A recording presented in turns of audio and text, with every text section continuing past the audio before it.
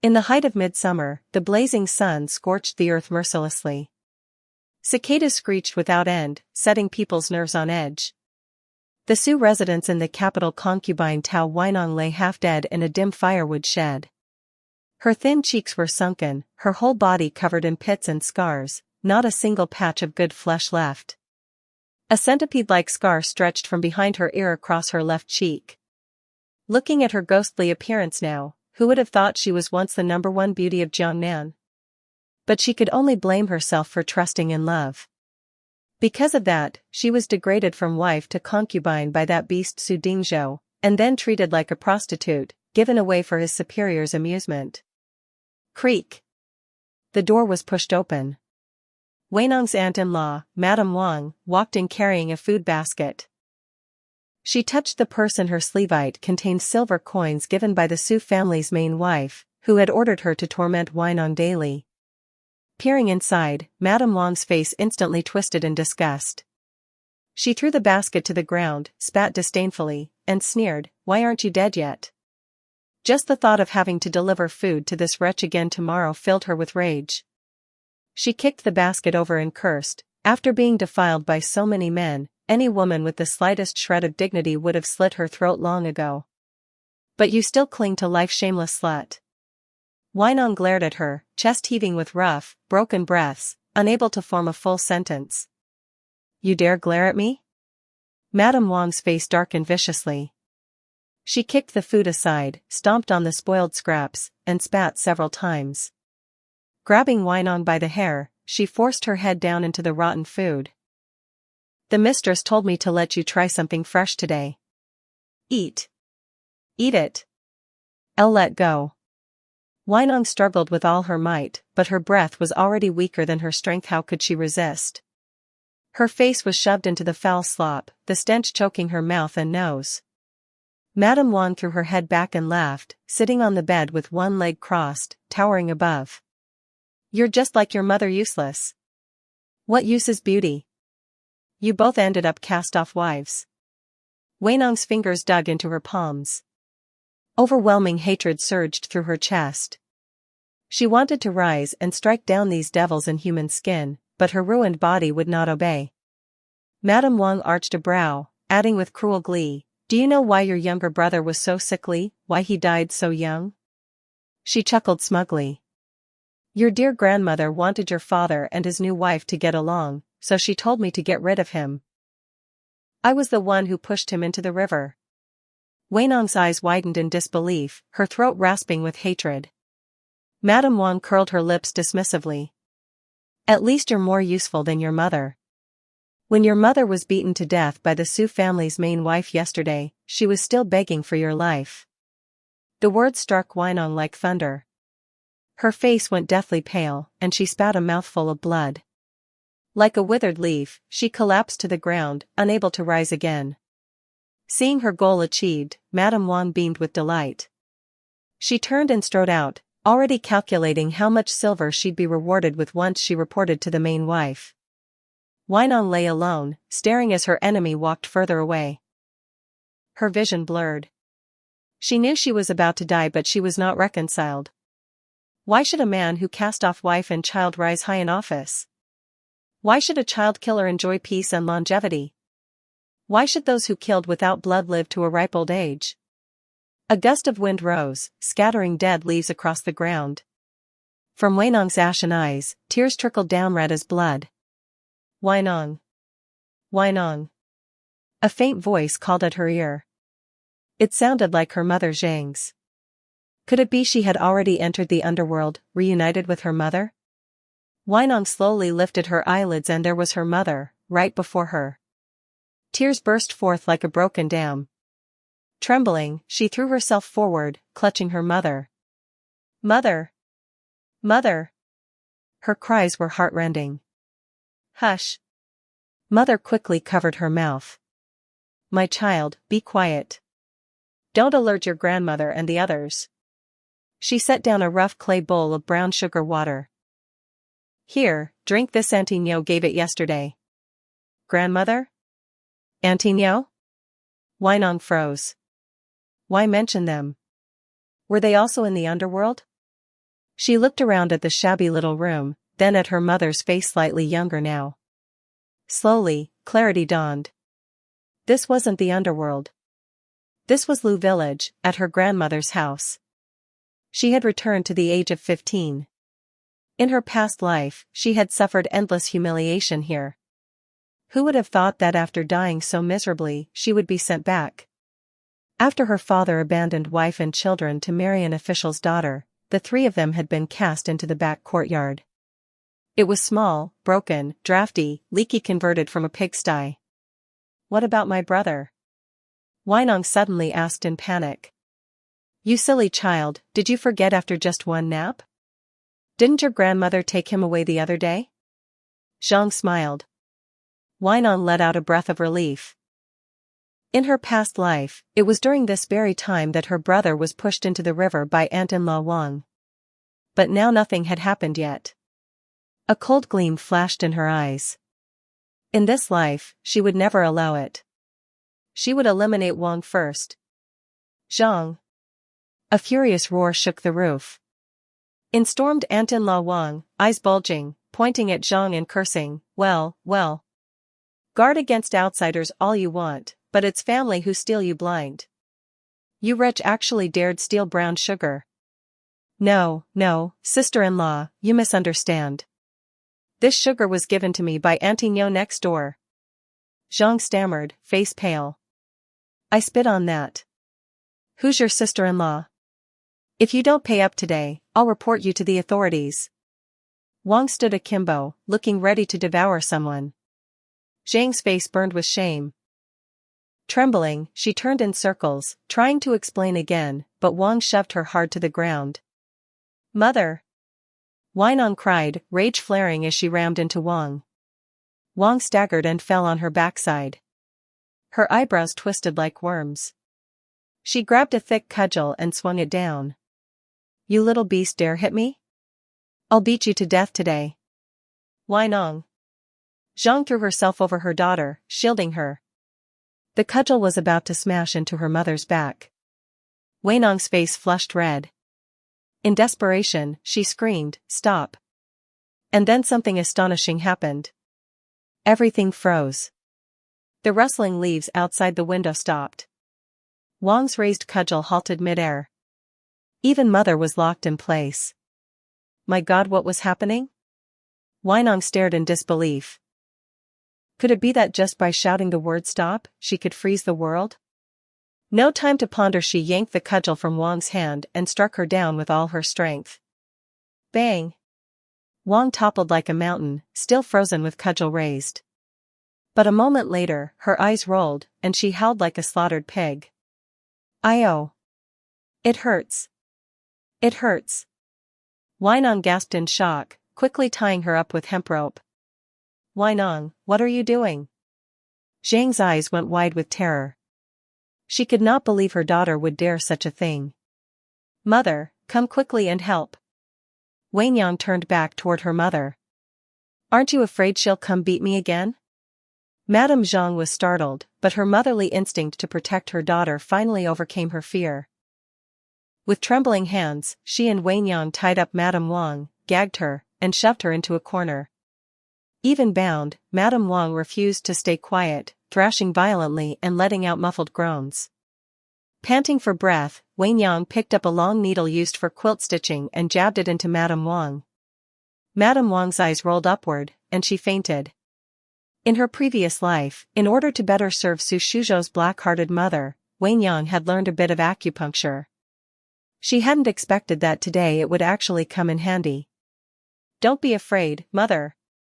Seeing Zhang's face drained of color, Weinong quickly reassured her. She's not dead, she'll just sleep for an extra hour or so.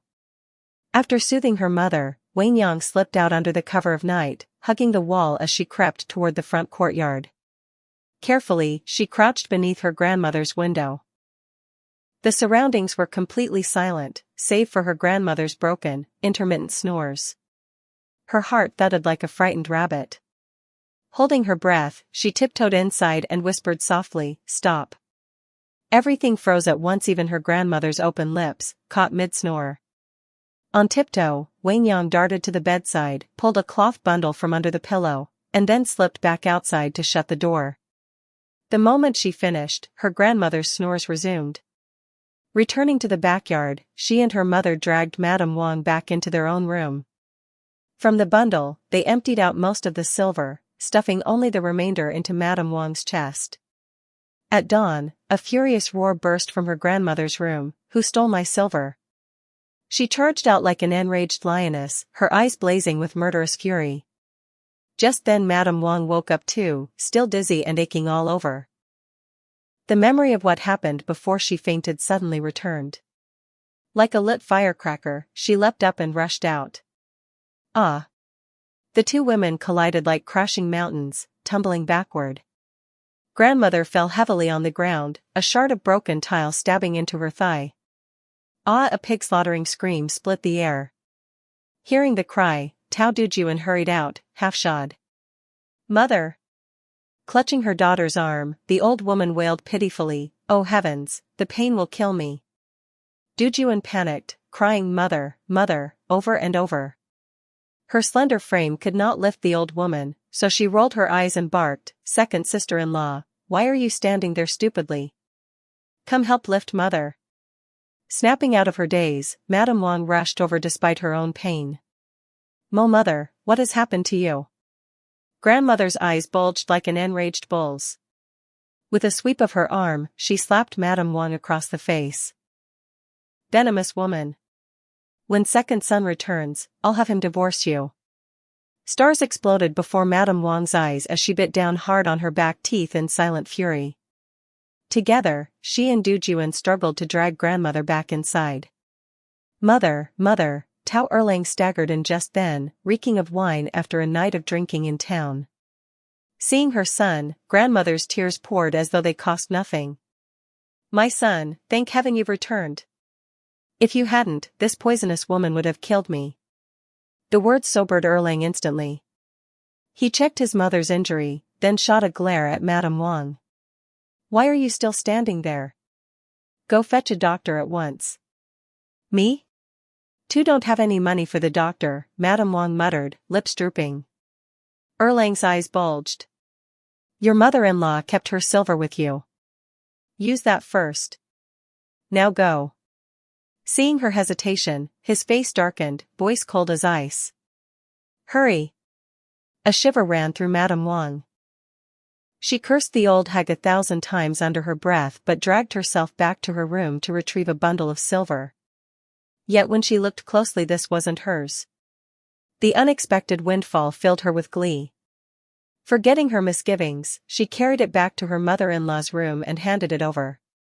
But when grandmother saw the silver, her expression twisted. She grabbed a bowl of hot soup and hurled it at Madame Wang. "Wretched woman, how dare you steal my money?"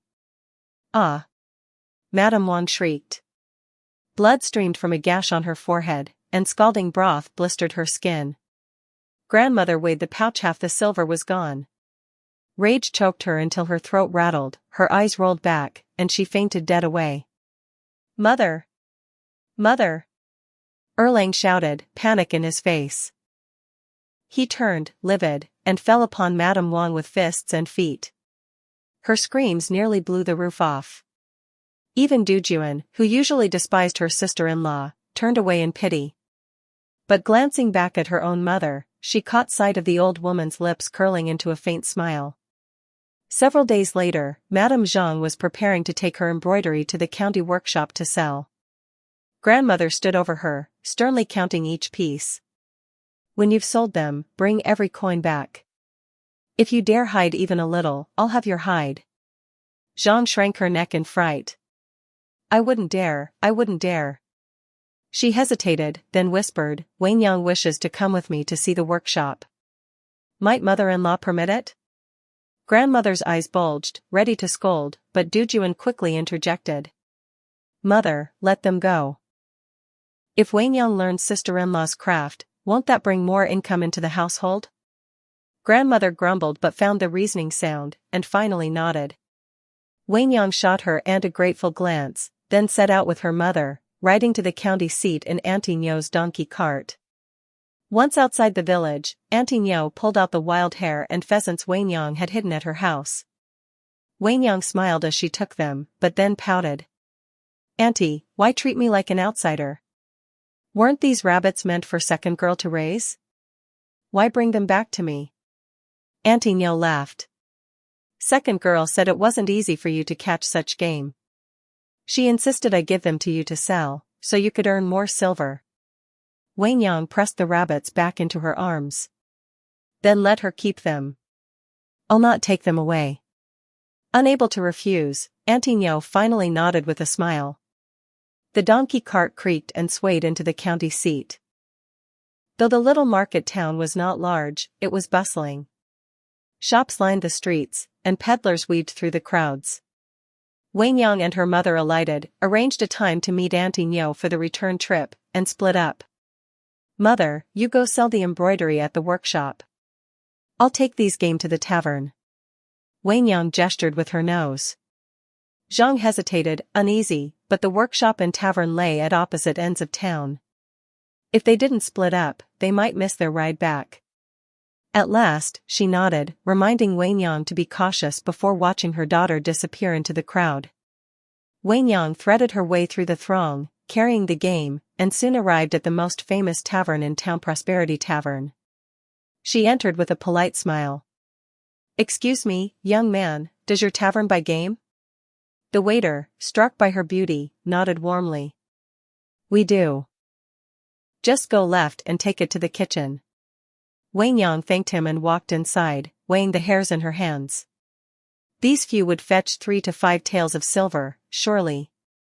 If she came more often, selling game, it wouldn't be long before she could take her mother and younger brother away from that wolf's den of a grandmother's house. The dynasty was weak, the realm divided by warring clans, common folk barely surviving. A great upheaval, a change of dynasty, was not far away. Before that storm arrived, she would earn enough silver to protect her mother and little brother. Never again would she let them suffer even the slightest harm. Just as she was full of plans, the wild pheasant in her hands seemed to sense danger. It suddenly flapped and struggled. Wei Nyang's hand shook, and the bird flew out, shooting up high before landing squarely on someone's head.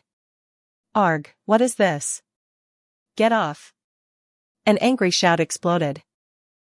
A youth of 16 or 17 appeared, dressed in a luxurious crimson robe edged with black and embroidered with gold and silver threads, noble to the extreme.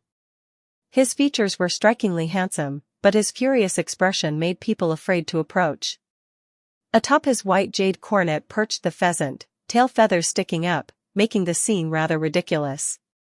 Seeing that this young tyrant was not easy to deal with, Wei Nyang quickly ran over, smiling apologetically. My apologies, I didn't hold it properly."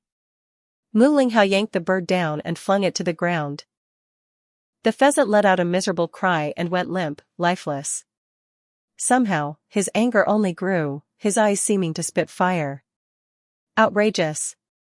You dare make sport of me? Do you have a death wish?" Wei Nyang shrank her neck and her eyes welled with tears. "This humble woman meant no harm, please forgive me, young master." Onlookers, seeing her thin frame and pitiful appearance, hurried to mediate. Forget it, young master. The girl didn't do it on purpose. You are a nobleman, why bother lowering yourself?" The shopkeeper also rushed over, bowing and apologizing. My apologies. Today our humble shop will send up a special dish to appease your anger." Mu Linghao's eyes narrowed, chin lifting arrogantly. "Do I look like a man short of silver or food?" The shopkeeper quickly shook his head and began praising him desperately until the tyrant's rage subsided. Mu Linghao cast Wei Nyang a domineering glance from above, gave a cold snort, and strode upstairs. Wei Nyang spat softly at his back, sighed, and picked up the dead pheasant. But the head chef refused to accept only live fowl were taken. Wei Nyang had no choice but to carry the bird back. The thought of the lost money made her liver ache with anger. Just as she left the kitchen, she heard loud, raucous laughter. Looking up, she saw a group gambling on the second floor. The arrogant laugh belonged to none other than that same tyrant. She had lost a pheasant, while the culprit enjoyed himself carefree. How could Wei Yang swallow such a grievance? Her eyes flickered, and she quietly went upstairs. Seeing a waiter carrying a tray of tea, Wei Yang softly said, "Stop." Time froze. She took out some croton seeds and sprinkled them into the cups. Moments later, the tavern was in uproar again. As she stepped outside, she glanced toward the second floor, smiling mischievously. Diarrhea. To death, with you. Sure enough, before long Mu Linghao's stomach cramped painfully, and a loud fart erupted. A foul stench spread instantly. Everyone clamped their noses and leapt away, jeering, "Did you soil yourself? Disgusting." Meanwhile, Wei Yang left the tavern and went to the grain shop, inquiring about the price of fragrant rice. This variety was a local specialty, expensive enough that ordinary families could never afford it, supplied only to the capital's nobles. She secretly plotted, in half a year there would be a severe drought, drastically reducing the harvest of fragrant rice. Prices would skyrocket tenfold. If she could stockpile now and sell later, wouldn't she earn enough silver to buy a salt license? And with a salt license, she could trade salt. Who under heaven doesn't eat salt? That business was pure profit. Pleased with her calculations, her steps grew lighter. Leaving the grain shop, she rejoined her mother and Aunt Nyo. When they saw the pheasant hadn't been sold, they decided to eat it themselves. Quietly returning to Aunt Nyo's home, they stewed the bird and feasted happily. Well fed, they returned to the Tao household. But before they entered, they heard a ruckus inside.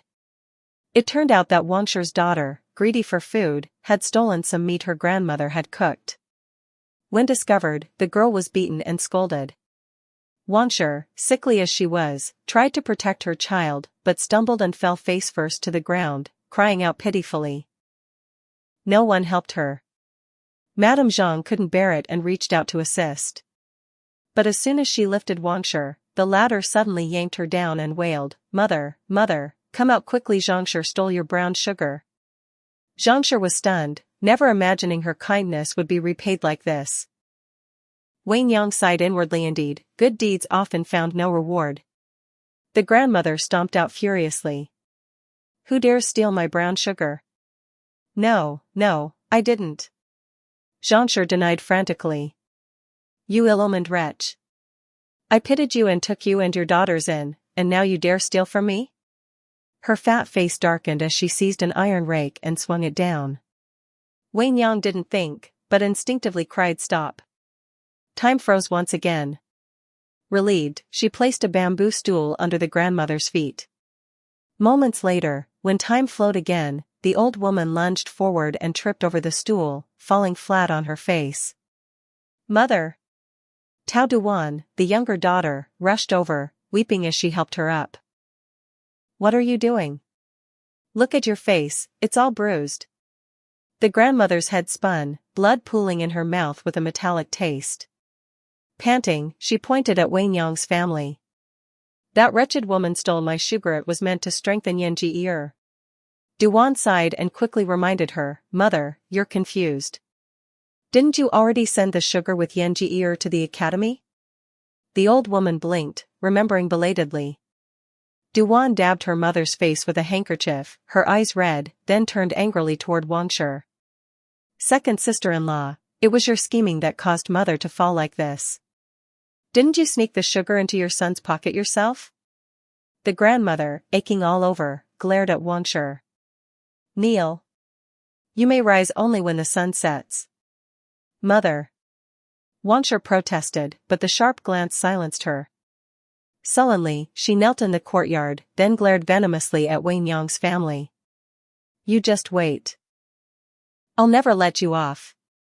Zhangshi shrank back in fear, but Wei Yang only smiled sweetly, approaching with a long needle in hand.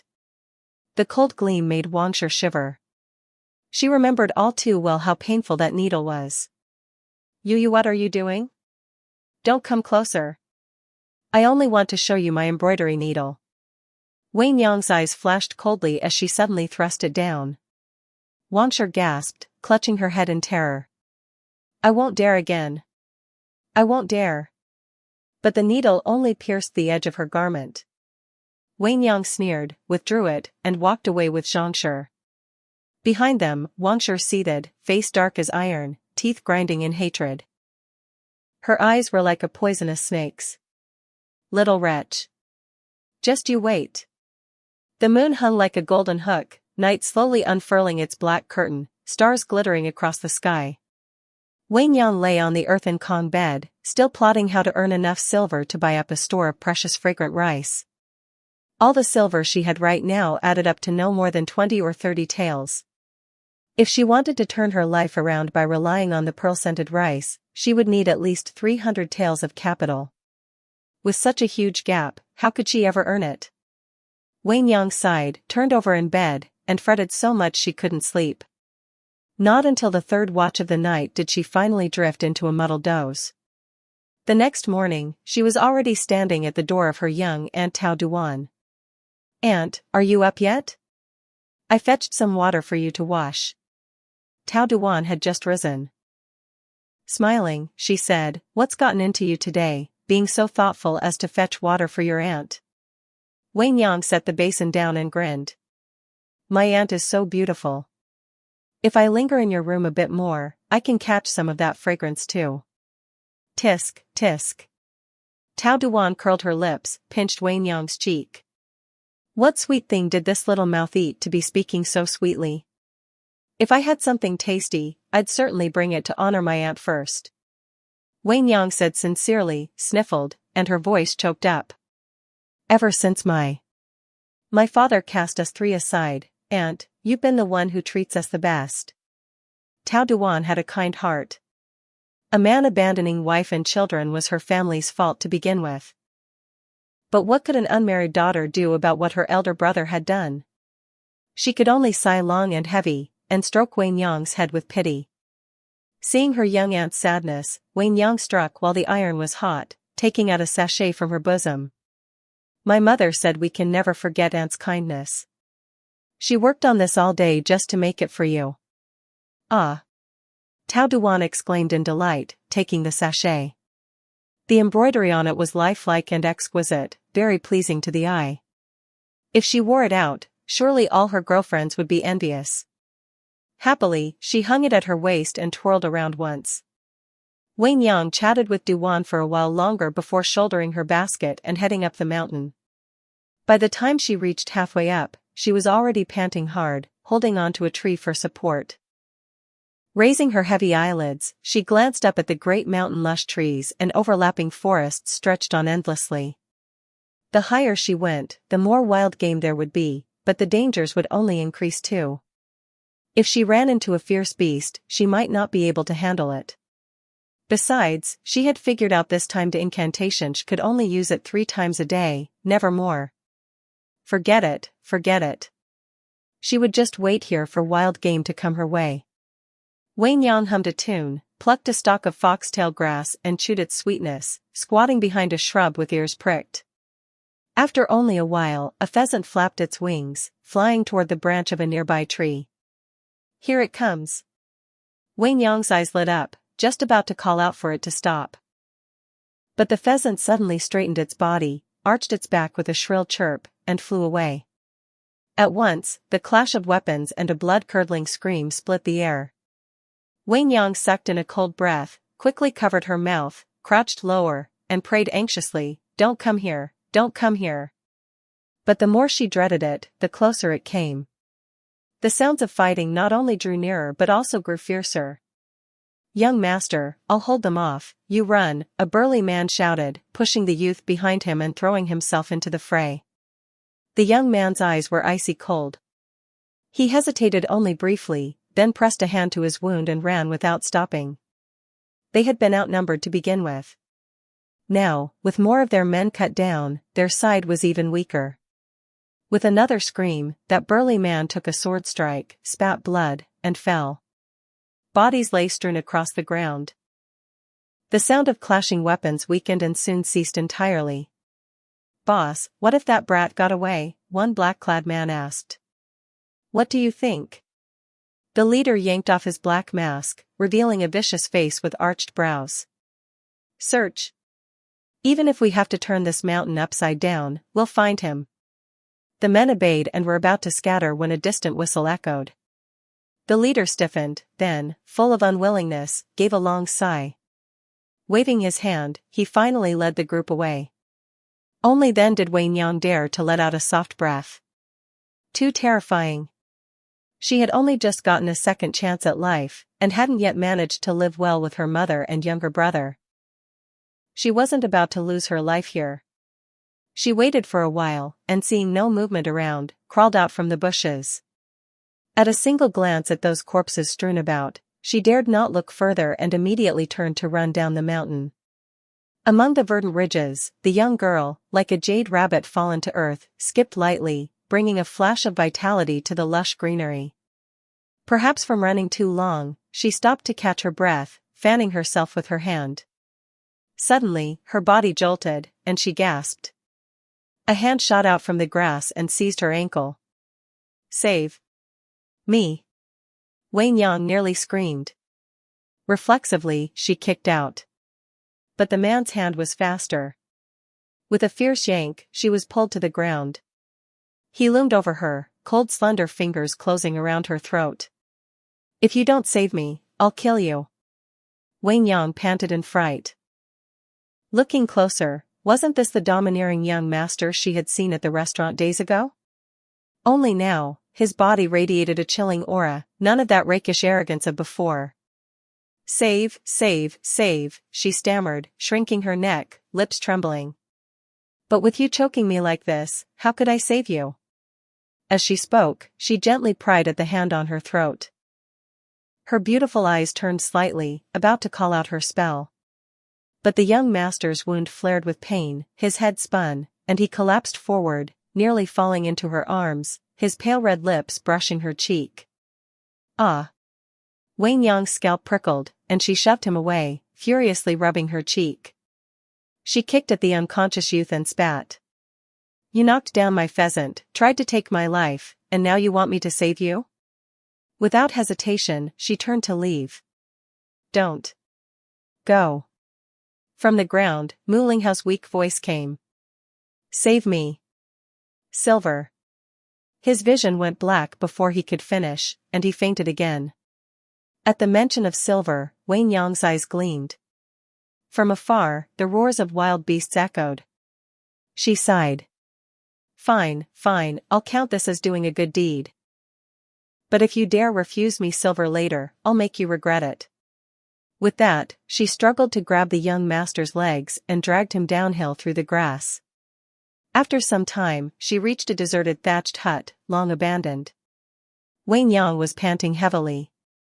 She took out a water skin and some dried food from her basket and tossed them beside the young master curled in the straw. "This is all I can do. Whether you live or die depends on your own fate." She turned to leave, closing the creaky door behind her. The moment it shut, the man in the straw suddenly opened his eyes, sharp killing intent glinting within them. By now dusk had fallen. Wei Nyang dared not climb further up the mountain to hunt and quickened her pace home. Before she even entered the courtyard, her grandmother's shrill curses rang out. "You shameless wretch! I feed and clothe you, give you and your brats a roof, and you hide the land deed? If you don't hand it over today, I'll beat you to death with my own hands." "Mother, how could I dare hide the deed? Last year, when you sent sister-in-law to fetch it, I already handed it over." Zhangshi knelt in the muddy yard, her bony back trembling violently. "I spit on that." "Zhangshi, what nonsense are you babbling? When did I ever see your land deeds?"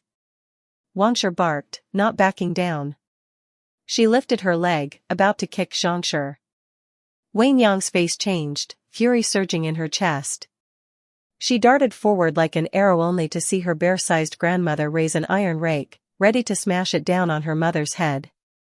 "Stop." Everything froze. Wei Nyang yanked her mother aside, shoved Wangshi forward, stuffed the iron rake into her hands, then kicked Wangshi hard in the back before retreating out of the courtyard. "Ah!" Two screams tore the air. Wangshi and grandmother struck each other's heads with their rakes, blood instantly spilling from their foreheads. Ow wow, they held in pain, dizziness washing over them as though they were drunk, both collapsing onto the ground. Zhangshi was dumbstruck. Clearly she should have been the one beaten, so why had they ended up smashing each other's heads? Mother! Tao Duan rushed in with a basin of laundry in her hands. Seeing her mother's head covered in blood, her face turned pale with fright. Grandmother's head spun so badly she could barely sit upright, leaning heavily against her daughter, her jowls trembling, unable to form proper words. "Oh no, grandmother, what happened to you?" Wei Yang cried as she rushed in from outside, flinging herself at grandmother's side with tears streaming down her cheeks. Grandmother had always hated Zhangshi and her children. Now, muddle-headed with dizziness, she was even less inclined to acknowledge Wei Yang. But then Wei Yang sobbed, "The shrine keeper at the mountain god temple truly has great powers. He just cast a divination and said grandmother would suffer a calamity this year, that you must stay far away from anyone born in the year of the snake." Year of the snake? Isn't second sister-in-law a snake? Tao Duan blurted without thinking, shooting Wangshi a sharp, unfriendly look. Wangshi's head throbbed fiercely too, but being younger she managed to struggle upright, shaking her swollen cheeks and slurring, Nonsense. Wei Yang shrank back at her glare, trembling lips quivering as she hid behind Tao Duan. "Aunt, I'm scared." Tao Duan flared up as well. Protecting Wei Yang like a mother hen shielding her chick, she snapped, "Second sister-in-law, don't go too far. How could Wei Yang know your zodiac? Why accuse her of lying?" Peeking out from behind Tao Duan, Wei Yang stuck out her tongue and made a face at Wangshi. Wangshi was so enraged her eyes nearly spat fire. She swung her arm, seizing an iron rake, and lunged to strike Wei Yang. Tao Duan intercepted her, shouting toward the gate, "Second brother, you're finally back. Your wife smashed mother's head and now she wants to kill me and Wei Yang." Standing at the courtyard entrance, Tao Erlang's expression darkened instantly when he saw his mother's forehead covered in blood and heard his sister's words. He stormed forward, seized Wangshi by the hair, and dragged her out. "Ah!" Wangshi screamed, feeling her scalp being torn from her head. She struggled and shrieked, "It hurts. You beast, you damned brute, let me go." Tao Erlang grew even angrier at being cursed. He kicked her square in the chest. Wangshi screamed like a slaughtered pig. Kind-hearted Tao Duan couldn't bear the sight, stopping her brother. "Second brother, why beat her now? Hurry, go get a doctor for mother. She can't even speak clearly." Tao Erlang gave Wangshi another vicious kick before finally letting go and storming off to fetch a physician. Tao Duan glanced at Wangshi, curled up clutching her chest, sighed, and called Zhangshi to help her carry grandmother inside. Wei Yang walked over to the lone, crumpled Wangshi, looking down coldly. She curled her lips. "Wangshi, how does it feel to be wronged, to be beaten and abused?" In her previous life, she and her mother and brother had endured this nearly every day. How many times had they been injured, how many tears and blood had they shed? Wangshi's face was deathly pale, pain robbing her of speech. She could only lie there groaning like a beaten dog. Unexpectedly, Wei Yang suddenly crouched, driving a needle into Wangshi's body. At once, Wangshi's face eased, her pain lessening. "Good girl, I'll never dare again. Please, give me a few more needles." Wangshi begged shamelessly. Wei Yang smiled faintly, but her eyes glinted with icy light as she stabbed another needle. "Ah!" Wangshi screamed, the pain in her chest now 100-fold worse than before. Her face turned the sickly hue of gold foil. Wei Yang withdrew the needle and prepared to stab again. Wangshi shook like a sieve, lips trembling. "No, no, no. Let me go. Spare me." "Spare you?" Wei Yang sneered. "Not impossible, but you'll hand over my mother's land deeds first." Wangshi froze, then shook her head frantically. "I don't know any land deeds. I truly don't, good girl, I swear." The smile on Wei Yang's lips curved like a blade, glinting with menace. She pulled out a thicker needle. Wangshi's eyes bulged in terror, her whole body convulsing. Better death than to endure that agony again. Auntie, I promise I'll make you feel much better than just now. Wang Yang deliberately drew out the last words, her teeth grinding on better. In Wangshi's ears, it was like a death curse. Terrified, Wangshi wrapped her arms around her head, shrinking into a corner. I'll talk, alright? With a trembling hand, she pointed at a corner behind the fish tank. Wang Yang looked over and indeed saw a loose wall brick. Dragging Wangshi off, she locked her in the woodshed. Then she fetched a dagger, checked no one was around, and pried up the brick. Beneath lay an oiled paper package. She unwrapped it, finding 3 paper-thin land deeds. These deeds were her mother's dowry and the land purchased with the hard-earned silver from her embroidery. In her past life, Wangshi and grandmother had brutalized their family time and again to seize these deeds.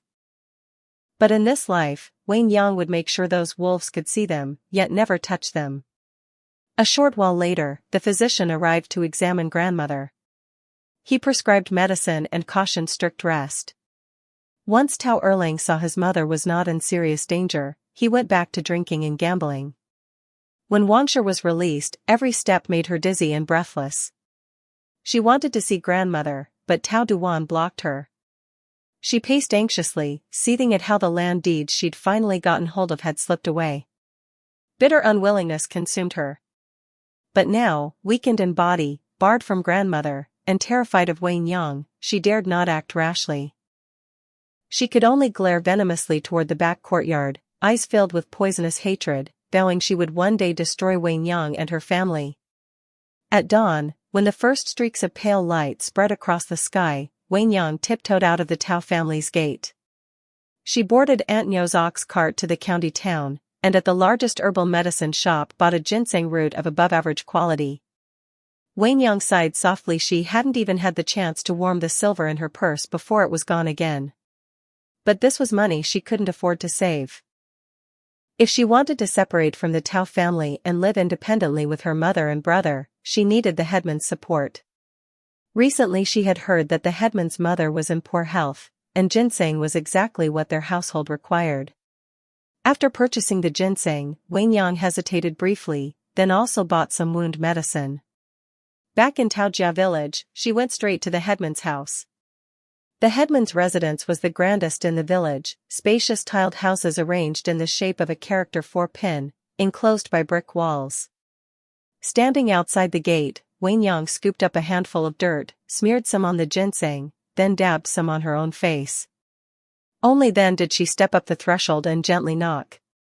"Who's there?" the headman's wife asked impatiently. "Auntie, I'm Tao Wang Yang. I came to see headman grandma." The wife pulled back the bolt, glanced at her with disdain. "What are you here for?" With a smile like spring water, Wang Yang bowed politely, hands at her waist. "Greetings, Auntie. Yesterday while gathering firewood in the mountains, I came across a ginseng root and brought it to offer to headman grandma." She carefully unwrapped the cloth bundle, revealing the still dirt-covered ginseng. The wife's eyes lit up. Her husband had wanted to buy ginseng for his mother's health, but she had been distressed at the cost and dared not object. This had weighed on her mind. My goodness, such a large ginseng, it must be worth quite a lot. She rushed inside calling, "Husband, come quickly and see." The headman, a dutiful son, was feeding his mother medicine. Hearing her, he came out, frowning. "What's all the noise?" "Husband, look." Wang Yang brought a fine ginseng root. She hurried over and presented it to him. Lowering his head, he saw it was indeed good quality, worth at least 5 or 6 taels of silver if purchased. Wang Yang stepped into the courtyard, bowed again with a smile. "Yesterday, while gathering firewood, I found this ginseng. My mother said such a precious root should only be enjoyed by a fortunate elder like headman grandma." Hearing praise of his mother, the headman's stern face softened into a smile. "Child, you speak well, but this is too valuable. I cannot accept it." Wang Yang's eyes reddened with urgency. "Headman grandma has always treated us kindly. My mother often reminds me to be grateful. I truly wish to repay her." The headman paused. His mother had indeed spoken up on behalf of widow Zhang and her children before, he hadn't expected they remembered it. Sighing, he accepted the ginseng. You are thoughtful. Headman uncle will remember this. Relieved, Wangyang spoke a string of auspicious words before leaving with a smile. The headman showed the ginseng to his mother, who sighed. The Zhang family children are sincere. They truly are pitiable.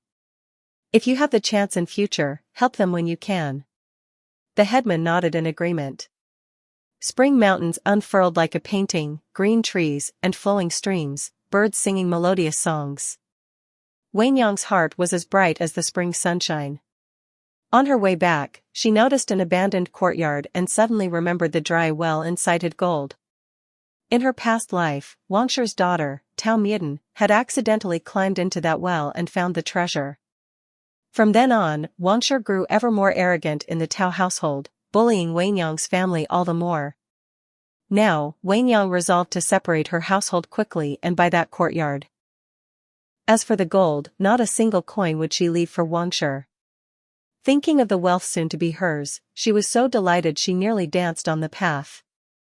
Even thoughts of that tyrant, the man she had rescued, did not dampen her mood. She walked briskly to the hut halfway up the mountain. Before entering, she hesitated, worried that if the tyrant had awakened, he might lash out at her again. On tiptoe, she peered through the window. He still lay on the straw. Wangyang exhaled in relief, entered, and nudged his foot. Hey, are you dead yet? When he didn't respond, she bent down and placed a finger under his nose. At that moment, a dull pain shot up his foot, making Mu Linghao clench his fists. A faint fragrance drifted over. He heard her mutter, I don't know where the wound is. Why hasn't he woken yet? She laid a soft hand on his forehead. No fever. The cool touch made Mu Linghao shiver. He nearly slapped the hand away. Wangyang sighed, annoyed that she had picked up such trouble. But since she had already saved him, she couldn't let him die now, could she? Grinding her teeth, she began to unfasten his clothes. Mu Linghao inhaled sharply. This shameless village girl dared undress him. He longed to kick her away. Beneath his outer robe, the inner shirt was already stained with blood. Wangyang wrinkled her nose and pulled it open, revealing a long gash across his firm chest. She sprinkled wound medicine on it. A burning pain seared him, forcing a hiss from his lips. You're awake? She asked. Realizing he could no longer feign unconsciousness, Mu Linghao fluttered his long lashes open. Sunlight filtered through the lattice, glinting in his glass-like eyes. His porcelain skin was pale from blood loss, making him appear as fragile as jade. He was astonishingly handsome. Wangyang only curled her lip. If she hadn't seen him strangle her before, she might almost be fooled by his harmless appearance. Thank you for saving me, Mu Linghao rasped hoarsely. I will repay you someday. Wangyang nodded lightly, accepting his words but showing little interest. With a rip, she tore a strip from his inner shirt. Coldness flickered in his eyes, but she used it to bandage his wound. Her clumsy hands pressed the injury repeatedly, making him suck in sharp breaths. By the time it was done, both were sweating and out of breath. Wangyang wiped her forehead, then glanced at him. Since I saved you, shouldn't you give me silver as you promised? Mu Linghao sneered inwardly, though his face remained calm. I truly mean to repay you, but right now I have nothing on me. Her eyes widened in anger. He tore a pearl from his sleeve. This pearl, consider it interest. I will give greater thanks in the future. Though small, the pearl was perfectly round and lustrous, not cheap by any means. Wangyang was secretly delighted, though she feigned reluctance as she accepted it. Mu Linghao scoffed inwardly. This country girl was indeed ignorant. Just then his stomach growled loudly. Wangyang froze, then burst out laughing. A blush crept up his pale face. For the proud heir of a princely house, such humiliation was unbearable. He glared, indignant. What are you laughing at? In that moment, he looked just like her younger brother when pouting, making her laugh even harder. Mu Linghao straightened his back, brows arched. Shut up. He longed to slap her. But as he moved, the wound split open again, bleeding afresh. Wang Yang quickly restrained her smile and scolded softly, "Stay put. I'll go get something to eat." She turned and left. Mu Linghao watched her departing figure, grinding his teeth in hatred, vowing that once he recovered, he would never let this village girl off. A short while later, Wang Yang returned with a roasted chicken. The skin was slightly burnt. Mu Linghao frowned at first, but the aroma made it impossible for him to resist. He grabbed the chicken and devoured it ravenously. Seeing him eat so heartily, Wang Yang attentively offered a water pouch. "Please have some, young master." Mu Linghao snatched it and drank deeply. He thought to himself, at least this village girl knows her place. Fine, I won't kill her in the future. Do you want roasted chicken again tomorrow? Wang Yang asked sweetly, coaxing him. Yes. Mu Linghao replied without hesitation, still focused on the food. If you want it, then bring out another pearl in exchange. Wang Yang smiled innocently. Mu Linghao froze, raising his head slowly from the chicken. He set it down, elegantly wiped his hands, and said coldly, "Do you know how much silver a pearl is worth?" The cold light in his eyes made Wang Yang flinch and retreat a few steps. She clenched her fists, forcing herself to stay calm, and sighed pitifully, "Does the young master know how hard it is for a woman to catch a wild pheasant?" Her voice trembled as if on the verge of tears. Mu Linghao was taken aback. He hadn't considered that. Looking again at her slender frame and delicate arms, indeed, catching game wouldn't be easy for her. He coughed lightly, then reluctantly plucked another pearl from his sleeve and handed it to her awkwardly. "Fine. Bring me one pheasant each day, and I'll give you a pearl." Wang Yang rejoiced inwardly but kept a troubled expression. After a hesitant sigh, she finally accepted the pearl. Clutching the 2 pearls, she left the thatched hut, though unease crept into her heart. She glanced back and thought, who exactly is this man? Even his sleeves are trimmed with pearls. If his background is extraordinary, then those pursuing him must be terrifying as well. She sighed softly. Is risking so much for a few pearls really worth it? Lost in thought, she reached the village entrance and spotted Wang's daughter, Tao Midan, sneaking around behind a big rock. Wang Yang was puzzled. She slipped behind a tree to observe what Tao Midan was up to. Soon, Tao Midan's eyes lit up as she gazed ahead with infatuation. Following her line of sight, Wang Yang saw the headman's eldest son, Lu Qingqing, returning from school with a basket on his back. In her past life, Lu Qingqing and her younger aunt, Tao Duan, were childhood sweethearts. But Tao Midan had swooped in halfway and stolen the marriage. Wang Yang had always thought Tao Midan only succeeded after finding gold and gaining wealth, but now it seemed she had schemed long before that. Tao Midan smoothed her hair, stepped out from behind the rock, and waved at Lu Qingqing with a coquettish smile. Lu Qingqing's face instantly darkened, showing clear impatience. Tao Midan sashayed forward, then suddenly twisted her ankle and fell toward him. Instinctively, Lu Qingqing reached out to catch her. "Oh, Qingqing-gij, my foot hurts so much." Tao Midan whimpered, nestling closer into his arms, speaking in a pitiful, sugary tone. Lu Qingqing's face flushed red, goosebumps rising all over. Yet since she appeared injured, he couldn't just shove her away. He tugged at her hand clinging to his shoulder. "Let go." "Well, cousin, what's wrong with you?" At that moment, Wang Yang stepped out from behind the tree, pulled Tao Midan off him, and said to Lu Qingqing with a smile, "I just saw Uncle Headman looking for you. You should hurry home. Leave cousin to me." Lu Qingqing exhaled in relief, thanked her repeatedly, and ran off. Tao Midan was stunned by the sudden turn of events.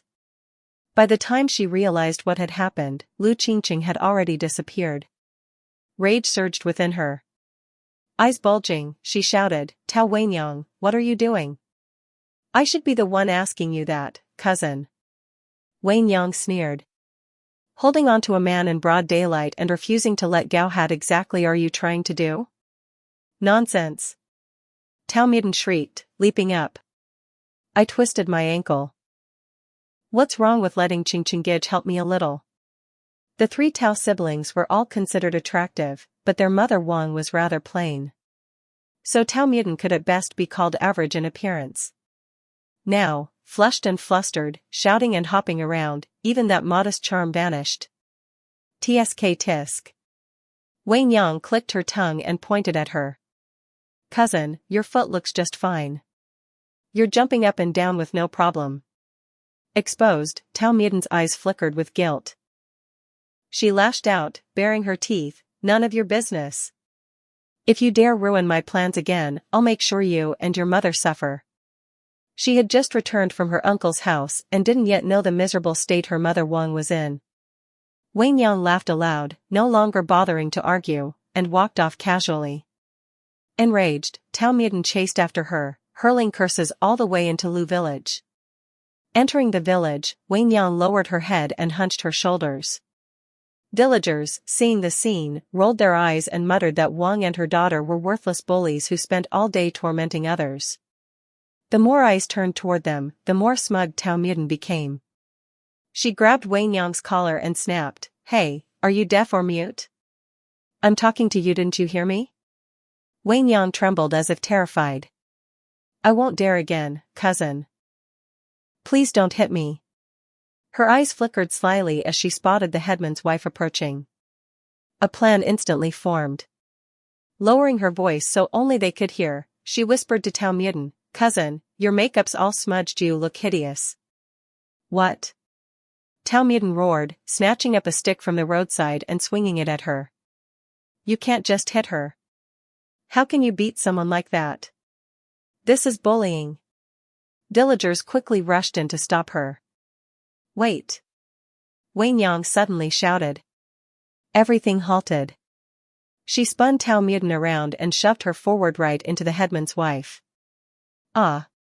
The woman screamed as the stick struck her, knocking her to the ground.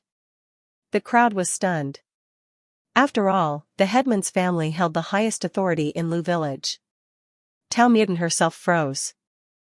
She had aimed for Wei Niang. How had she ended up hitting the headman's wife?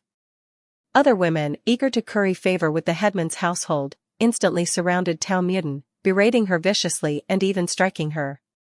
Tao Muten cried out in pain, "Let me go! Let me go!" Wang Yang, looking every bit like a frightened sparrow, backed away trembling as the chaos unfolded. By the time Tao Muten limped home that night, the moon was already high. Wang, seeing her daughter beaten black and blue, flew into a rage.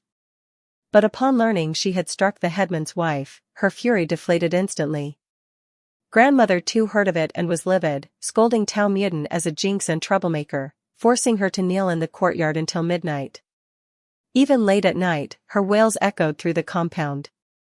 Later, Wang pressed her daughter for details and sensed something was wrong.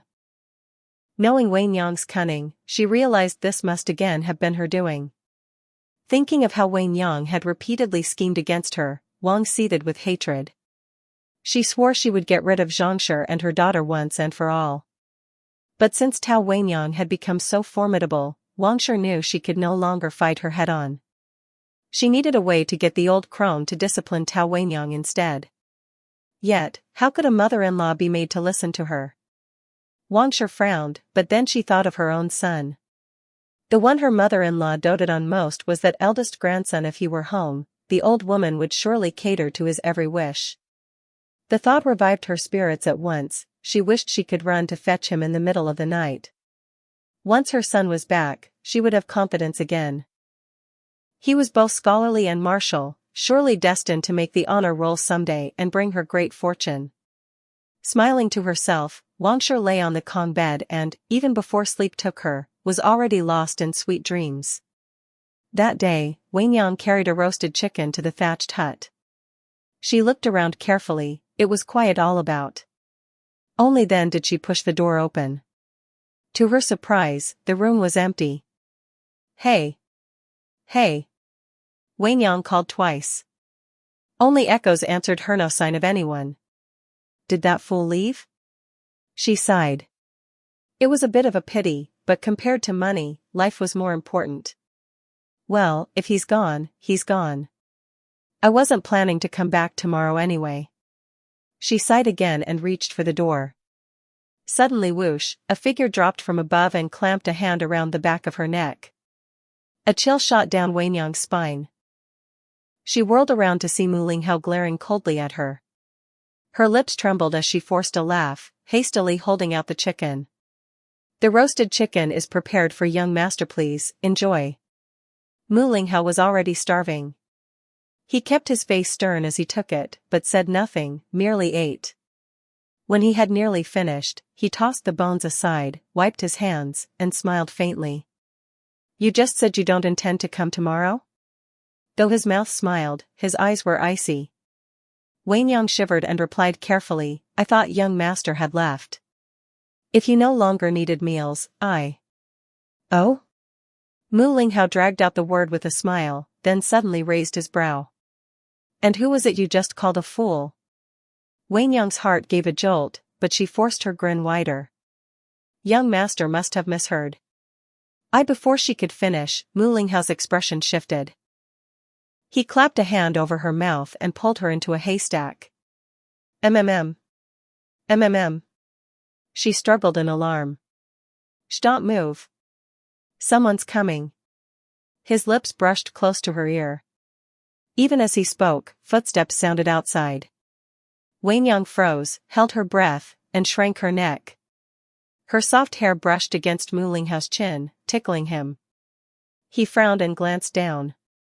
Her skin was like snow, her trembling lashes fluttered like butterfly wings. He suddenly realized she was not unattractive after all. Frail and slender, pressed so close, he could even hear the rapid thud of her frightened heart. Could Mu Linghao be hiding here? One rough voice growled. Another brute kicked the door open and glanced around. Search it. The chief said not a single place in these mountains is to be overlooked. Heavy boots thudded into the hut. They shoved and overturned things, drawing closer to the haystacks. Wenyang's heart pounded in her throat. She clenched her shoulders tight. Again her hair brushed Mu Linghao's chin. You. He frowned, wanting her to keep still. Shoo. Wenyang clapped her hand over his mouth, wide-eyed, shaking her head. A faint fragrance reached him, making his body tense. There were many haystacks. The two men overturned several but found nothing. A whistle blew outside. The chief wants us back. Tomorrow, when everyone arrives, we'll comb the whole mountain. The other nodded. The two stomped off. Wenyang let out a long breath and was about to push away the straw when Mu Linghao seized her. Don't move. They may not be far yet. His warm breath brushed her ear, making it tingle. Wenyang frowned at him only to realize half her body was in his arms, his hand resting on her waist. She shoved him away and sprang out of the hay, glaring. But Mu Linghao only looked back at her, brow faintly furrowed, as if puzzled by her sudden anger. Wenyang had no wish to argue. Still wary of his coldness, she folded her hands and bowed. Then I'll take my leave. May young master return home soon. She reached for the door latch.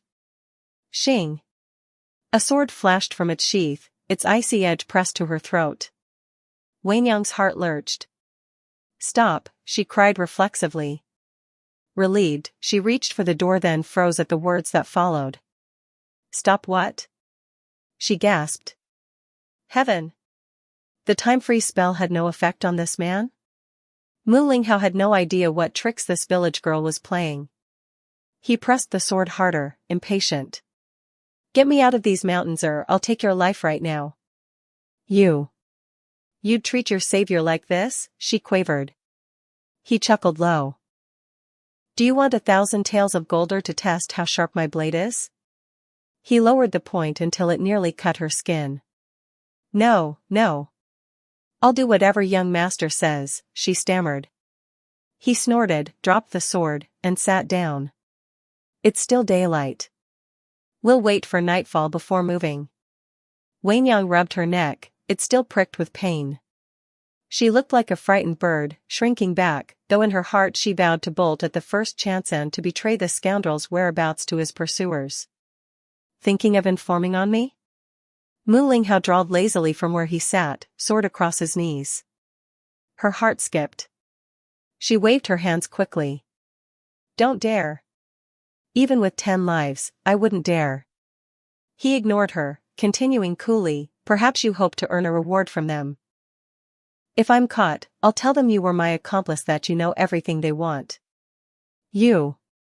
Wenyang was furious, eyes blazing. Clenching her fists in secret, she forced a smile. How could I betray young master's whereabouts?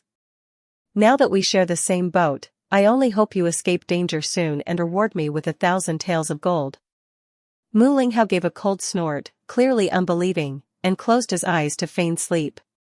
Glaring at the hateful man before her, Wenyang ground her teeth in anger. But she couldn't defeat him in a fight, and her time spell still had no effect on him. She could only sit down resentfully, secretly casting him sharp glances and cursing his ancestors 18 generations back in her heart. So she waited and waited until the sun went down and the moon like a golden hook climbed into the night sky. Wenyang led the way ahead, while Mu Linghao followed behind.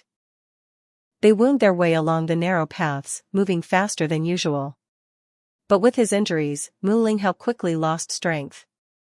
Slow down, he gasped, leaning against a tree to catch his breath. Wenyang rolled her eyes and cursed him inwardly as useless. Yet, fearing he might be discovered and drag her down with him, she reluctantly went back, grabbed his wrist, and pulled. Walk faster. Doesn't the young master want to avoid getting caught? Mu Linghao froze but did not shake her off. He allowed her to pull him along through the mountain paths. Thinking of how his elder brother would be dumbfounded if he saw this scene, Mu Linghao found it somewhat amusing. Everyone knew the Prince Chi's legitimate second son never touched women. Any woman who tried to take advantage of him would be kicked away instantly. But now, through the cloth, her hand didn't feel so loathsome. In fact, he could even sense the softness of her palm. Soon, the two of them entered Lu family village. Fearing discovery and concerned for her own safety, she temporarily settled him in the back courtyard, in her younger brother's room. That night, lying on the Kong, her mind spun with thoughts of how to drive this calamity away. At dawn the next day, noise erupted in the front yard.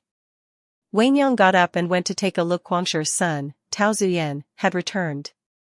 Wangshi hugged her son and wept bitterly. My son, you're finally back. If you hadn't returned, your mother would have been tormented to death. As she spoke, she shot a venomous glare at Wenyang. Following his mother's gaze, Tao Zuyan looked at Wenyang and smiled gently. Second sister, how have you been? In her previous life, Wenyang had rarely seen him, as he studied at the county academy. But she knew not only was he skilled in his studies, he also practiced martial arts. Folks in the nearby villages often praised him. But how could such a fine seed grow from rotten soil like Wangshi? His smile gave Wenyang the chills, but she couldn't strike a smiling face. She forced a shallow smile of her own. Elder brother, grandmother has missed you dearly. You should go see her quickly. Tao Zuyan nodded slightly, then supported his mother into the grandmother's room. At once, that room burst into liveliness. But joy in the Tao household never belonged to Wenyang. She didn't need it. Glancing around the courtyard and not seeing her mother, she knew Zhangshi must have gone to the fields again. Despite so many people in the Tao family, only Zhangshi ever worked the fields. No matter how many times Wenyang tried to persuade her, her mother never listened. She clung to the hope that one day her husband would return, and upon seeing her so virtuous, might praise her with, "My wife is truly a virtuous woman." Thinking of her mother's tragic fate in the previous life, Wenyang's eyes burned with pain.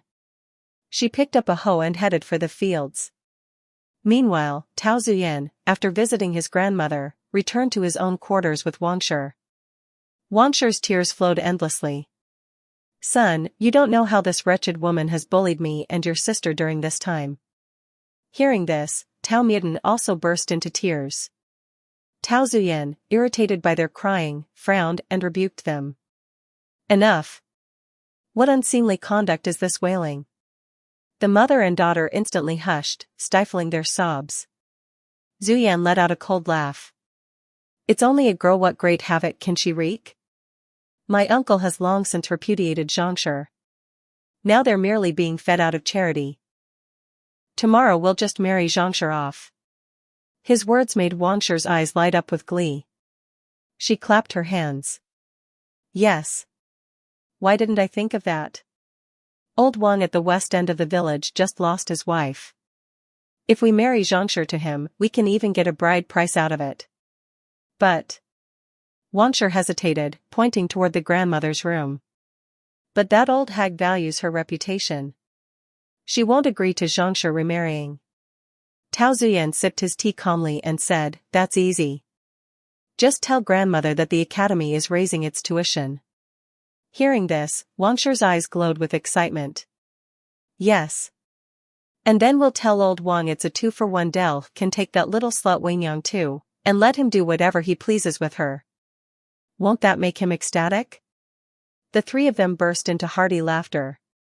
Meanwhile, Zhongshe continued to toil diligently in the fields.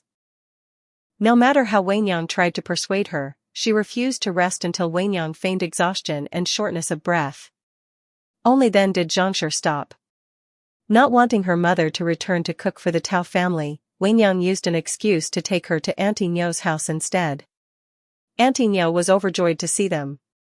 She had just slaughtered the wild chicken Wenyang brought earlier and was fretting over how to secretly deliver a bull back. The two older women had endless conversation, while Wenyang and Ernyo cooked in the kitchen.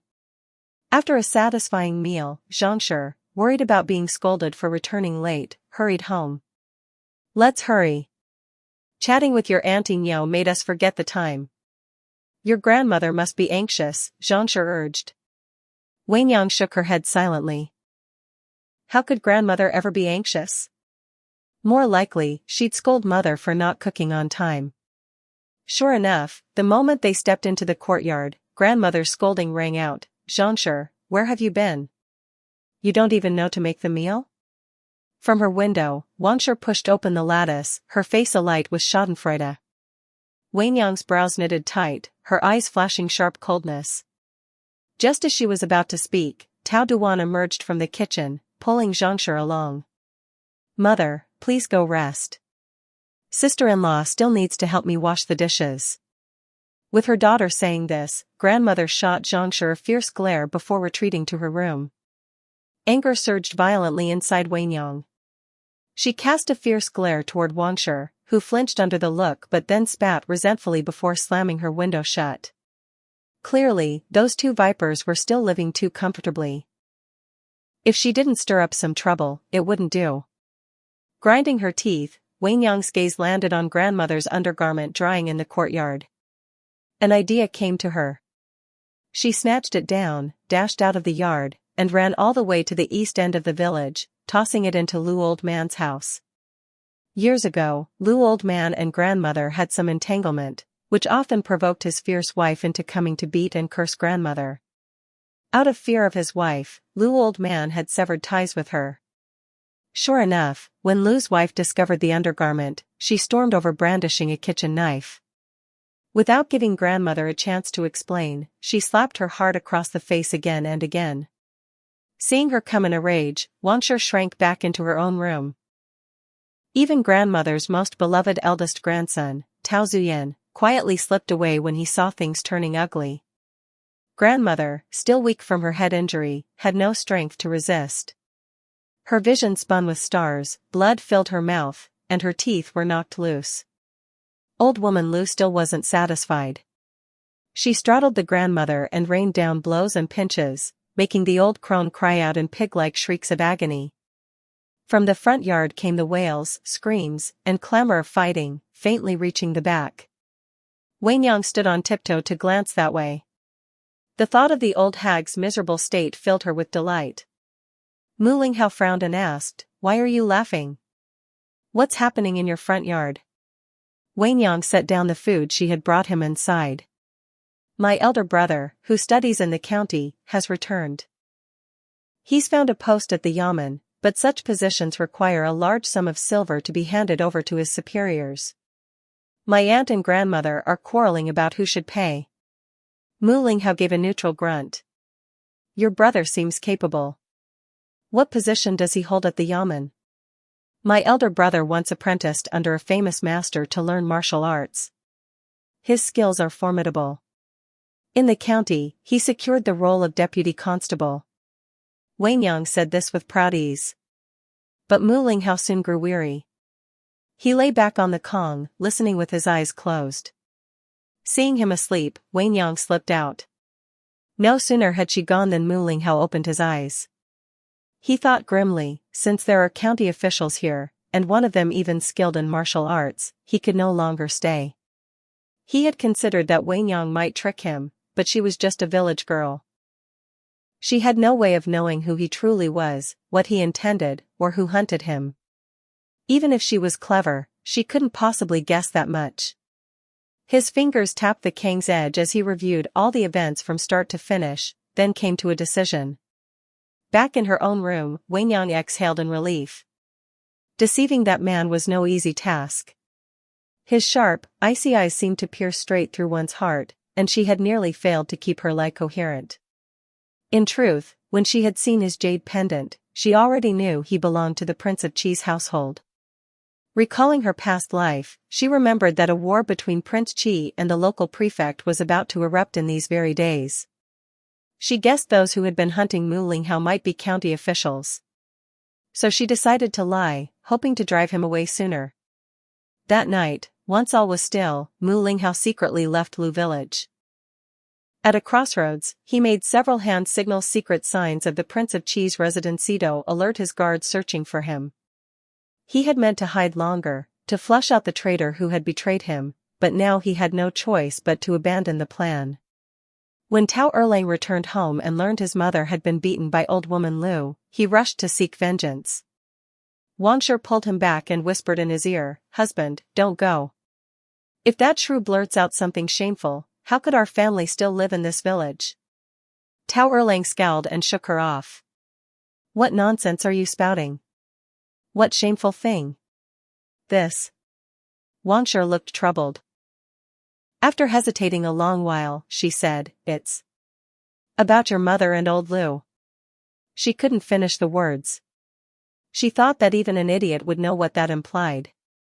But Tao Erlang, his mind dulled by years of heavy drinking, bellowed, "What about my mother and old Lu?" Wangsher hurriedly clamped a hand over his mouth, cursing him as a fool in her heart. Out loud, she stammered, "It's just that. That old woman Lu found your mother's underclothes in their yard." "What?" Tao Erlang cried. A rush of shame and anger surged into his head. He shoved Wangsher aside and stormed off to confront his mother.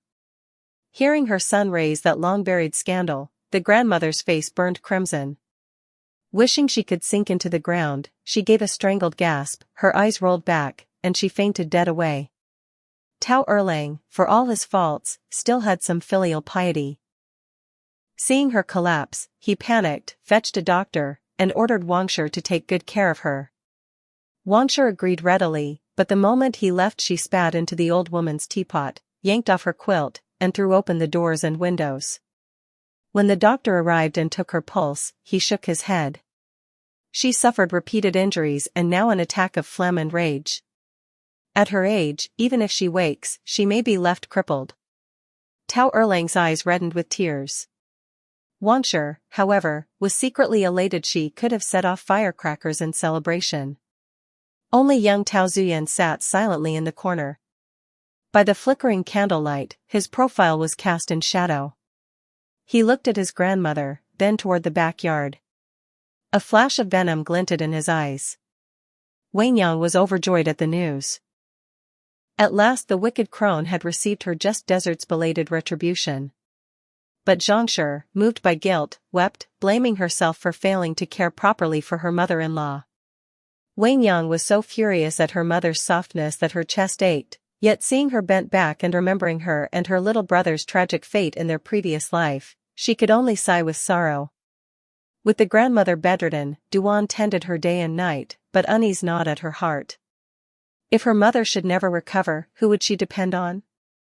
Her elder brother was far away in the capital, unreachable. Eldest sister-in-law Zhongsher and her child could barely fend for themselves. second sister-in-law and Tao Muden grew more arrogant by the day, and even her second brother turned a blind eye. Worse still, the headman's family still hadn't proposed marriage. Duan grew more anxious, realizing that Lu Qingqing's sweet words had done nothing to sway his parents. Tao Zuyan, sharp as a parasite in her belly, watched her every worry and humiliation. When Wangshi pressed her again, he quickly stepped in to smooth things over, and Duan began to see him in a new light. Meanwhile, Zhangshi, exhausted from caring for the old woman, fell ill herself. Wenyang seized the chance, claiming fear of contagion, and barred Zhangshi from managing front yard affairs. She only wished to enjoy a few quiet days in the back with her mother, never suspecting that disaster was about to descend. One morning, after Zhangshi and Wenyang had just risen, Duan brought in their meal. They thanked her and began to eat. But after only a few bites, both felt their heads grow heavy, then slumped onto the table. Duan gasped. Elder sister-in-law. Wenyang. She rushed to shake them. Suddenly, the door banged open. Wangshi and Tao Zuyan entered, leading old man Wang. Look here, do you like what you see? Wangshi nudged him. Old man Wang was past 60, his face pocked with scars, his body reeking of filth. His eyes gleamed as he stared at Zhangshi and Wenyang, drooling. Good. Let's draw up the death contract now. These two women will be mine from today on. Wangshi was beside herself with joy. 50 taels of silver. She hadn't expected old man Wang to agree so readily. Second sister-in-law, what are you doing?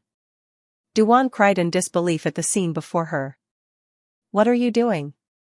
Finding a good marriage for Zhangshi and her daughter, of course. Madame Wang curled her lip and spat on the ground. Tao Duan's mind exploded. She snapped her gaze toward Tao Zuyan. But Tao Zuyan only gave a faint smile. Little aunt, if you don't want them married off, then what are you planning to marry them yourself? No, no, no. Tao Duan backed away several steps, unable to believe such words could come out of her nephew's mouth.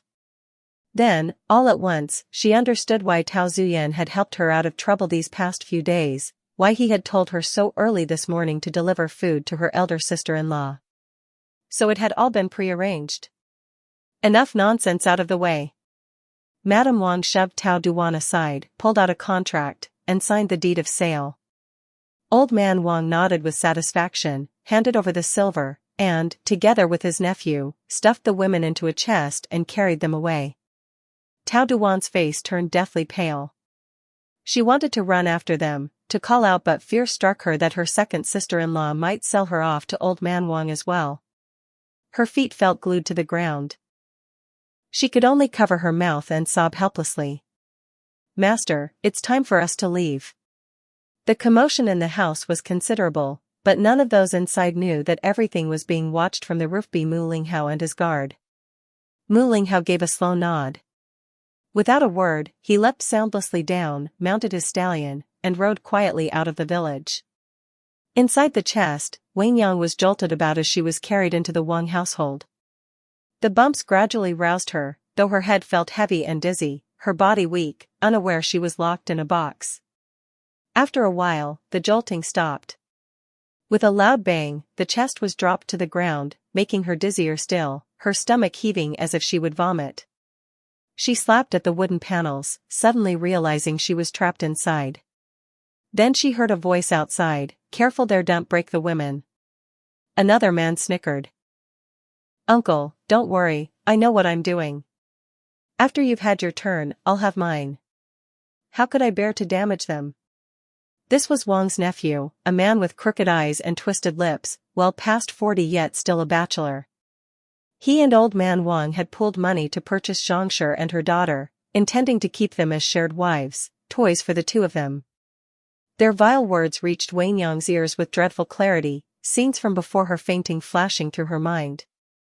Suddenly she understood she and her mother had been drugged with knockout powder. "Stop. Stop." She trembled, whispering weakly, but whether her voice was too faint or her body too feeble, her time-stopping spell failed her this time. Old man Wang chuckled wickedly. Take the younger one into my room. After I've had my fun, you can have the older one tomorrow. His nephew pouted but, having contributed less money, dared not object. He hefted the chest into Old Man Wang's room. Smugly, Old Man Wang entered, opened the chest, dragged Wanyang out, and tossed her onto the Kong bed before throwing himself upon her. Wanyang tried to raise her arms to push him away, but they felt as heavy as mountains. No matter how she struggled, she couldn't move. She kept gasping out, "Stop, stop, stop," but her voice was no louder than a mosquito's hum, inaudible. With a tearing sound, her clothing ripped open. That foul-smelling mouth loomed closer, grinning obscenely as he pressed down to kiss her. Despair engulfed her. She was about to bite through her tongue and end her life. Ah! At the very last instant, Old Man Wang gave a cry of pain. His chest had been pierced clean through by a sword. Wanyang was lifted into someone's arms. Terrified, she shuddered, jaw snapping down on her tongue. Mu Linghao caught her chin firmly, stopping her. Shaking her gently, he said, "Hi, it's me. Open your eyes, look." Forcing her hazy eyes open, Wanyang saw Mu Linghao's handsome face swimming before her. With immense effort she raised a leaden hand, pointing toward the other room. "Save my mother. Master, the lady has already been rescued." Even as her words fell, a guard came in carrying Zhangshi. Mu Linghao's face darkened instantly. He stepped in front of Wanyang, whipping off his cloak to wrap her, covering her bare shoulders. "Out." "Why yes." The guard quickly retreated, Zhangshi in his arms. Mother." Wanyang clutched at Mu Linghao's fingers, mumbling in confusion. Her soft, faintly fragrant hand closed suddenly over his, startling him. He hesitated a moment, then patted her back. "Don't worry. Your mother is safe." Guard Wang Dali carried Zhangshi outside, but felt a chill down his spine. The masters looked just now too terrifying. Who were these women, that his lord would risk so much to save them? He glanced down. Zhangshi, though past her youth, still had striking beauty. If she was so lovely, then surely the girl inside must be an unparalleled beauty. Inside, Mu Linghao helped Wanyang sit up, pulled out a silver needle, and drew open the cloak. Wanyang shivered from the cold, instinctively trying to cover herself, but her arms refused to obey. A voice said, "Forgive me." Mu Linghao tugged at her garments again. She shrank back in fright. Even in her foggy state, she felt the scorching weight of his gaze upon her. Mu Linghao's breath caught. He had never imagined such a breathtaking sight could exist in this world. His heart pounded madly, as if a drum beat in his chest. He forced his eyes shut, inhaling deeply to steady the storm in his chest. His fingers pressed at the acupoint on her shoulder blade. The soft warmth beneath his touch made him hold his breath. "You. What are you doing? Let go of me." Wanyang struggled weakly. Sweat beaded Mu Linghao's brow. "If you want to wake up quickly, stop moving," he snapped impatiently. He only meant to pierce an acupoint to clear her head, but he was not skilled at this. Awkwardly fumbling, his face flushed red, until at last he found the spot and drove the needle in. Wanyang winced, brows knitting, then slowly opened her eyes, the fog in her gaze gradually clearing. As clarity returned, she gasped sharply, shoving his hand away and clutching her clothes tight. Mu Linghao froze, frowning, then stepped back, towering above her. "Get dressed. Your mother is in the courtyard." "Ah. Thank you," she stammered just as he was stepping out. Mu Linghao paused, a low hum in his throat in reply. After fixing her clothes, Wanyang saw Old Man Wang's corpse on the ground and flinched, then spat on it with hatred. She opened the door, asked the guards to settle her mother in the room, and bowed deeply to Mu Linghao. "My deepest thanks for your great kindness, sir. I shall never forget it as long as I live." Mu Linghao stood beneath a pine tree in the courtyard. Dressed in a dark tunic embroidered with cloud and bat patterns, his tall figure and flawless features shone under the silver moonlight, almost too striking to look upon clearly. "You saved my life once, and now I've repaid the debt. We're even." His eyes lingered on her face for a moment. Then he added, and my name isn't He or you. I am Muling. With that, he turned toward the gate. Wayne Yang froze. Muling? Wasn't that the second son of the Prince of Cheese household, the very man most likely to claim the empire one day? Seeing him about to leave, she suddenly called out, please wait. Muling frowned slightly, but still stopped in his tracks. What else is there? Wayne Yang folded her hands and bowed. I would like to ask the young master for one more favor. Muling raised his brows impatiently, yet his feet walked back of their own accord. Flowers bloom on both ends, let us tell each story in turn. After Wang Shi and her son sold Wayne Yang and her mother, they were overjoyed with the 50 taels of silver. They bought wine and food and feasted heartily. The group drank themselves into a stupor and soon fell fast asleep, caring for nothing else. Who knew that in the middle of the night, the Tao household suddenly became bustling? Several villagers arrived with torches in hand, led by none other than Lu, the headman. The pounding on the door echoed through the night. Wang Shi and her husband slept like dead pigs, snoring thunderously, unable to hear the knocking at all. It was Tao Midan whose room was closest to the gate. She staggered out of her room, hiccuping from drink, and shouted impatiently, "Who's there?" before wobbling toward the door. But her foot suddenly caught on something, and she fell hard to the ground with a cry. Ouch! Who left a stick lying here? Annoyed, she groped for the object that had tripped her and picked it up, ready to throw it away. With a loud crash, the door was forced open. Several men carrying torches rushed inside, the light illuminating Tao Midan's astonished face and the knife still clutched in her hand. Looking further down, they saw that on old Wang's chest gaped a bloody hole, still oozing fresh blood. Everyone drew in a sharp breath. Headman Lu's eyes gleamed coldly like lightning. He said in a deep voice, "Seize her. Bind Tao Midan, the murderer." Only then did Tao Midan panic. She threw away the knife at once and cried in terror, it wasn't me, but her hands were already covered in blood. Ah, she screamed shrilly. Inside another room, Tao Zuyan peered through a crack in the door and froze in fright at the sight. He quickly covered his mouth, not daring to make a sound. He felt lucky it had not been him who went to open the door, otherwise he would now be branded the killer. Mother, mother! Tao Midan shrieked as several strong men twisted her arms and pinned her to the ground. Only then did Wang Shi and her husband rouse groggily from their bed. Tao Erlang cursed irritably, damn girl, bawling in the middle of the night, what nonsense are you screaming? He pushed open the door, only to see the courtyard full of torch-bearing villagers, and Headman Lu standing among them. Tao Erlang gasped and instantly ran over with a fawning smile. Ah, it's Headman Lu. Please, come inside, sit down. Lu scowled, flicking his hand dismissively. No need. Someone in your household has killed old Wang. You all must come with me to the county yamen. Mother, save me. Tao Midan wailed, her arms nearly broken from the restraint. Wang Shi gasped in horror at the sight of old Wang's corpse. Hearing her daughter's cries, she realized Midan too had been seized. What are you doing? Release my daughter. Wang Shi rushed forward, trying to pry the men off her. But the men showed her no courtesy. In a few swift moves, they subdued her as well, pinning her down on the ground. Lu sneered coldly. Search the house. Take all members of the Tao family to the county office. No, no. Wang Shi struggled and cried, there must be some mistake. Old Wang must have been killed by Zhang Shi and her daughter. She then hurriedly explained how she had sold Zhang Shi and her daughter to old Wang, who had carried them back to his house. The onlookers were shocked and inwardly cursed Wang Shi as shameless and vile. Auntie, what are you saying?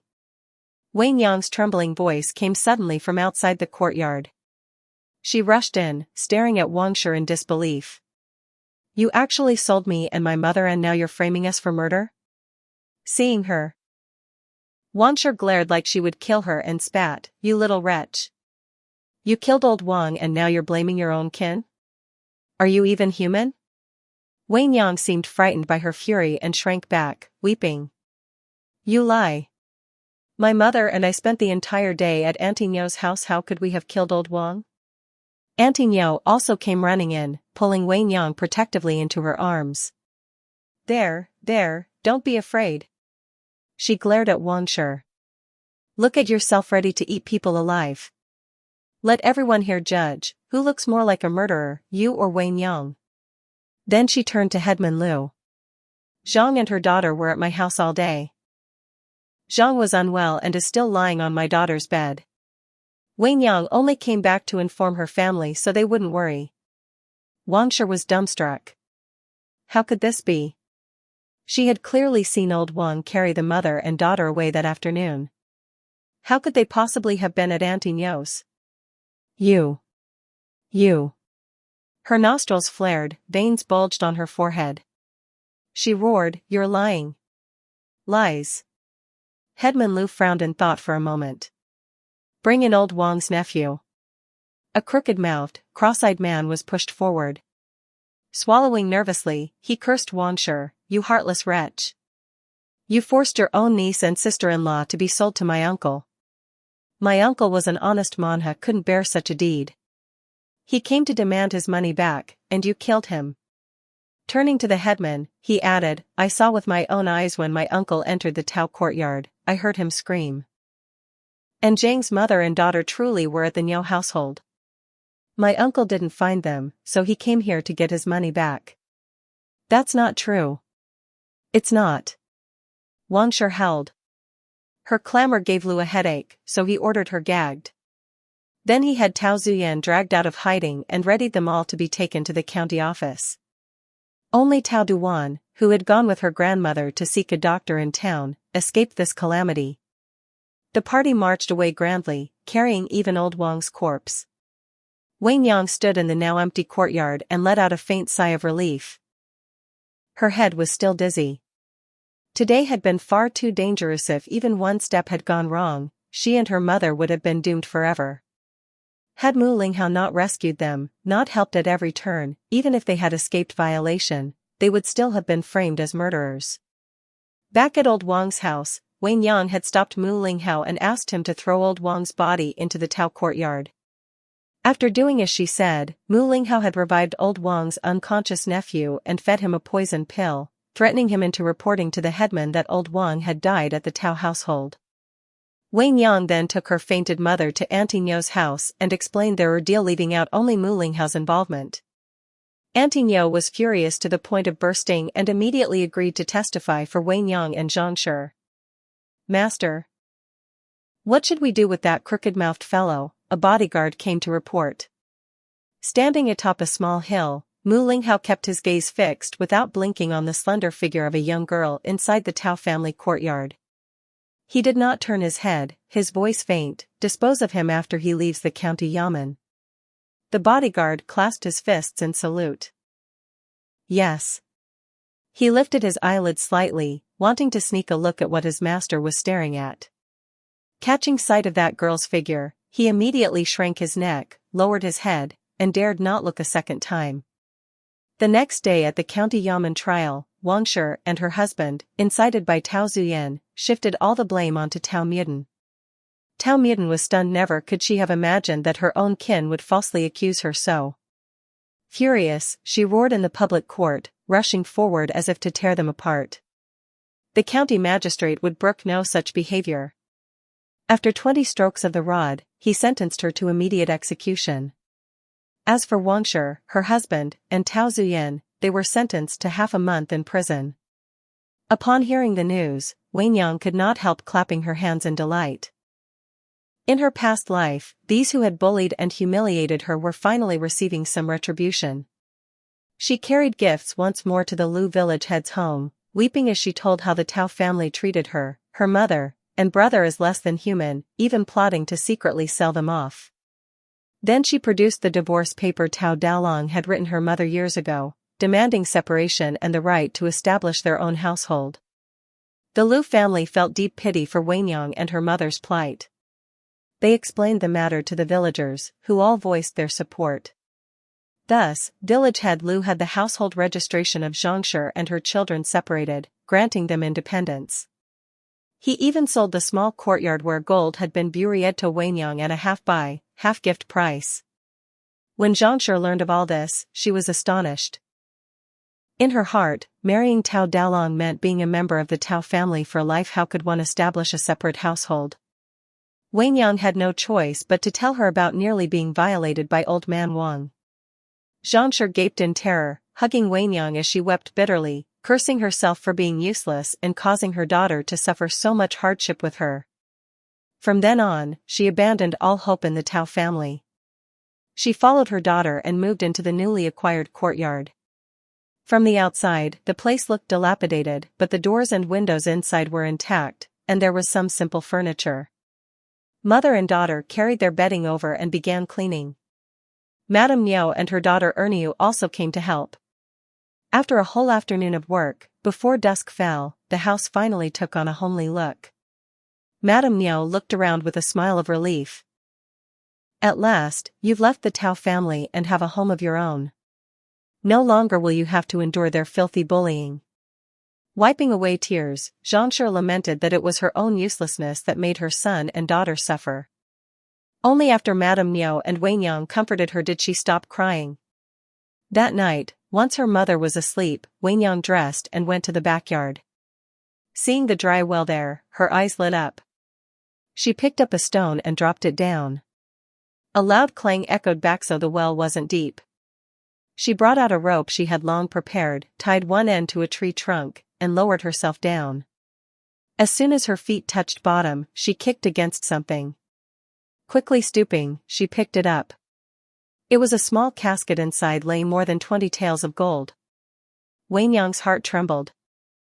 With this gold, she could stockpile a batch of pearl-fragrant rice, then release it later at a high price, earning at least tenfold profit. With such gains, how could she fail to win a salt license? With a salt license such a lucrative business, she was sure she could bring her mother and brother a life of comfort and wealth. The next day, Wenyang rode into the county town on Madame Niu's donkey cart. She went straight to the rice shop to inquire about pearl-fragrant rice and about suitable warehouses for storage. But the more she asked, the more startled she became. The price of pearl-fragrant rice had risen sharply since last month. Sighing, she left the grain shop dispirited, wondering how else she might earn more silver. As she gazed at the bustling streets, a new idea struck her. In the southwest corner of the county lived scholar Tian, famed for his skill in painting. At present, he had yet to attain official rank, merely a common scholar. His paintings were not widely sought after, and one could be bought for a single tael. But half a month later, he would pass the provincial exams as the top scorer. His paintings would instantly soar in value, from 1 tael to more than 10. If she spent 50 taels now on 50 paintings, in half a month she would have 500 to 600 taels. What an enormous profit! Wenyang's heart raced with excitement. She hesitated, tempted to invest all her 200+ taels into paintings. But after reconsidering, she dismissed the idea. Paintings and calligraphy were hard to preserve. What if they grew damp or were damaged? She could lose everything. Besides, such things were not necessities. Buying so many at once would surely arouse suspicion and draw unwanted attention. To be safe, she purchased 50 sheets from the bookshop with silver. The shopkeeper, overjoyed, charged only the cost of materials for mounting, and even offered to deliver them free of charge. This left Wenyang in a quandary. Should the paintings be delivered to Lu village? That would invite too many watchful eyes. After a moment's thought, she decided to be decisive. Why not rent a house in the county? That way she could easily trade in pearl-fragrant rice, find a good private tutor for her younger brother, and avoid villagers' gossip about suddenly bringing back so many paintings. With this plan in mind, her steps grew light as she went to find a property broker. The broker showed her several places until they came upon a suitable one in the southern alleys of town, a modest 4-sided courtyard, its main hall facing south, with side rooms snug against it, and kitchens and storerooms on either side. After bargaining, Wenyang secured the rental at a price she found reasonable. Back in Lu village, she told her mother the news. Zhangshu's jaw nearly dropped. She quickly shut the doors and windows, then asked sternly, "How did you come by so much silver? And how dare you rent a house in the county?" Her face went pale, and her voice quivered. Wanyang froze, then gave a cold snort of annoyance. "What are you thinking, mother? Do you believe your daughter would do anything disgraceful?" She turned away, refusing to meet her gaze. No, I didn't mean it that way," Zhangshu hurried to explain, realizing she had upset her daughter. But still, she wondered where had her daughter truly gotten such a sum? After all, this was her own mother who had loved and protected her since childhood. Though Wanyang was upset, seeing her mother both guilty and anxious, she finally sighed and revealed the truth, the gold hidden in the backyard well. Relieved, Zhangshu broke into a wide smile, praising her daughter's good fortune. The two discussed it together and decided they would move to the county the next day. Before that, they would fetch her younger brother from their grandmother's home. The next day, Madame Zhang borrowed Aunt Nyo's cart and took Wanyang to her own mother's home. As soon as she entered the village and saw the house she had longed for day and night, Madame Zhang's face bloomed with a smile. Though her mother often nagged that a married daughter was like spilled water, and her natal home was no longer as warm as before, it was still her family, the place where she had been born and raised. Arriving at the gate, the two got down from the cart.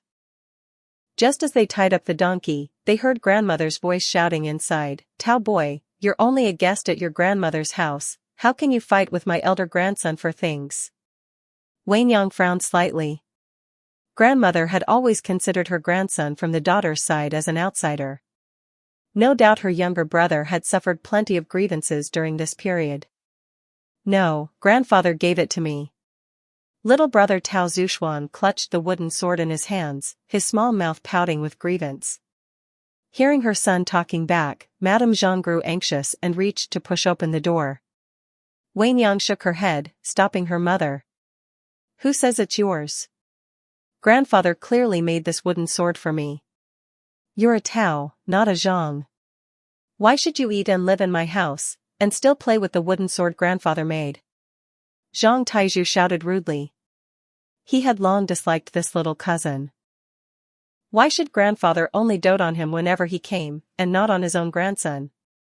Eyes glaring, he rushed forward and snatched the sword away. Tao Zhuxuan puffed up with anger, jumping to grab it back, but Zhang Taizhu was a whole head taller. How could he possibly succeed? After a few rounds of struggling, Zhang Taizhu grew impatient. With his brows raised, he gave a hard shove. "Ah!" cried Tao Zhuxuan as he fell backward. Wanyang gasped sharply, darting inside like an arrow, and caught him just in time. Tao Zhuxuan's face turned pale with fright. If he had fallen, his head would surely have struck the ground heavily. Blinking, he looked at Wanyang, pouted in grievance, and called out, "Elder sister." Grandmother was stunned as well. She hadn't expected her elder grandson to push that hard, nor her daughter to return at this very moment. Hurrying over, she shot her grandson a glare. "Don't play so roughly." Then, lifting her head, she forced a guilty smile at her daughter. Boys always roughhouse like this when they play together. Though Madame Zhang ached for her son, how would she dare contradict her mother? She could only nod awkwardly and ask, "Mother, has your health been well these days?" Then she beckoned, "Wanyang, come greet your grandmother." The scene just now had left Wanyang uncomfortable, but since grandfather had always been kind to them, and grandmother though biased toward boys had occasionally helped watch over her little brother, she forced a smile, folded her hands, and bowed. "Grandmother, I pay my respects." "What's all this noisy racket so early in the morning?" A voice rang out from the inner room. Out came Aunt-in-law Luo, yawning. Spotting Madame Zhang, she sneered outright. Seeing his mother appear, Zhang Taizhu, though a big child, ran over like he had found his pillar of support. Clinging to her leg, he wailed, "Mother, mother, cousin hit me, and grandmother scolded me." Luo instantly flared up like a firecracker, eyebrows shooting high. "Do you lot still have any shame? Ganging up to bully my son? What nonsense is this? Who could possibly bully my elder boy?" Grandmother rushed to explain, supporting Luo's slightly swollen belly. Don't get upset, think of the child in your womb. But Luo shoved her aside. Out of my way. Like a raging demon, she charged straight toward Tao Zhuxuan. Wenyang, face cold, stepped in front of her brother. A word of stop was already at the tip of her tongue. What's going on here? A loud, forceful voice came from outside the courtyard. Everyone froze, turning suddenly. Grandfather and Uncle Zhang Daolong had returned. Zhang Daolong hurried forward to grab his wife. What are you doing? Children roughhousing is nothing unusual. Why get so furious? Though Luo usually acted domineering in the Zhang household, ever since she bore a son, she still feared her father-in-law, the family's true pillar. She sulked and retreated a couple of steps. Seeing grandfather, Wenyang immediately smiled and paid her respects. Grandfather, pleased, responded with several warm words. Madame Zhang also beamed, setting down her basket and pulling everything out. Father, mother, thank you for taking care of Xian so long. These are small tokens of my filial respect. Luo craned her neck to peek, her expression finally easing. She lifted her chin and said with feigned lightness, Sister, why did you bother bringing gifts? She giggled twice, then rummaged through the items: several wild pheasants, 2 lengths of cloth, and some pastries. The sight made her mouth water, though her words remained spiteful. Well, after all the trouble mothers had keeping your child, she can at least enjoy a little of her daughter's fortune this once. Madame Zhang's cheeks flushed with embarrassment. Grandmother quickly tried to smooth things over. Daughter-in-law, go inside and rest. Once the chicken is stewed, I'll call you for the meal. Luo lazily nodded, snatched 2 bags of pastries, kicked aside a stool in her way, and waddled back inside. Grandfather sighed, shooting his son a disappointed glare. Then he turned kindly to Madame Zhang and her children. Why stand about in the yard? Come in. Once inside, grandfather instructed grandmother to fetch silver and reimburse the value of the gifts Madame Zhang had brought. Grandmother's heart gave a jolt, but seeing her daughter's hardships, she gritted her teeth and brought out the money. Madame Zhang adamantly refused to take it, but dared not disobey her father, leaving her caught in distress. It was Wenyang who finally said, Grandfather, please don't make things hard for mother. See, she's already so anxious she's about to cry. She poured him a cup of tea and went on, the pheasants were given to us by Aunt Peng in the village, the cloth was bought with mother's embroidery work at the workshop, and the pastries are from a shop run by an acquaintance. None of these cost much, but they are all from mother's heart. If you don't accept them, won't that make her terribly sad? Madame Zhang quickly nodded hard, eyes reddened. With a sigh, grandfather let the matter drop, no longer insisting on repayment. Instead, he sorrowfully blamed himself. Back then, he should never have married his daughter into the Tao family just because they had offered a richer bride price. Grandmother also wiped at her eyes. Madame Zhang had once been a renowned beauty across the villages, diligent, skilled at embroidery, courted by many suitors. But she and grandfather, eager for the highest bride price to fund their son's marriage, chose the Tao family. Who could have known that household was full of vipers and wolves? Their flower-like daughter was tormented day and night. That heartless Tao Daolong even abandoned wife and child, leaving her to live like a widow in her husband's home. Thinking of her years of grievance, Madame Zhang began to sob as well. Wenyang sighed softly, then busied herself comforting both her mother and grandmother, leading them into the kitchen to prepare lunch. At midday, the family shared a rare harmonious meal. Afterward, Madame Zhang left with Wenyang and Tao Zhuxuan. Driving the donkey cart to the crossroads near Lu village, they happened upon Aunt Nyo's family working in the fields by the village entrance. Wenyang called out warmly, Auntie, what are you busy with? Auntie Nyo put down the work in her hands and came over smiling. So you're back, the 3 of you. She lovingly stroked Tao Zhuxuan's head. Little Xian is growing more and more handsome. Wenyang smiled. Auntie, we're planning to go into the county town. My mother's driving skills aren't very good. I wonder if you might have time to take us there. how could I not? Auntie Nyo leapt onto the cart without hesitation and shouted back, "Old man, keep busy, I'll be back in a while." Uncle Nyo rolled his eyes. Go on, go on. You never think of working when you're here anyway." Auntie Nyo burst out laughing, snapped the whip, and urged the cart toward the county. Once in town, following Wanyang's directions, they arrived at a narrow alley. Auntie Nyo couldn't help but ask curiously, "Where are we off to?" Wanyang sighed. "My father sent my mother some silver a while ago, asking her to rent a house in town so my younger brother can study." Auntie Nyo spat disdainfully. So that Chin Shimmy still has a scrap of conscience after all. She paused, then added, "But this must not reach the ears of those black-hearted scoundrels in the Tao family. Apart from Tao Muden, who's been sentenced to execution, the others will soon be released. If they find out, they'll surely make trouble for you."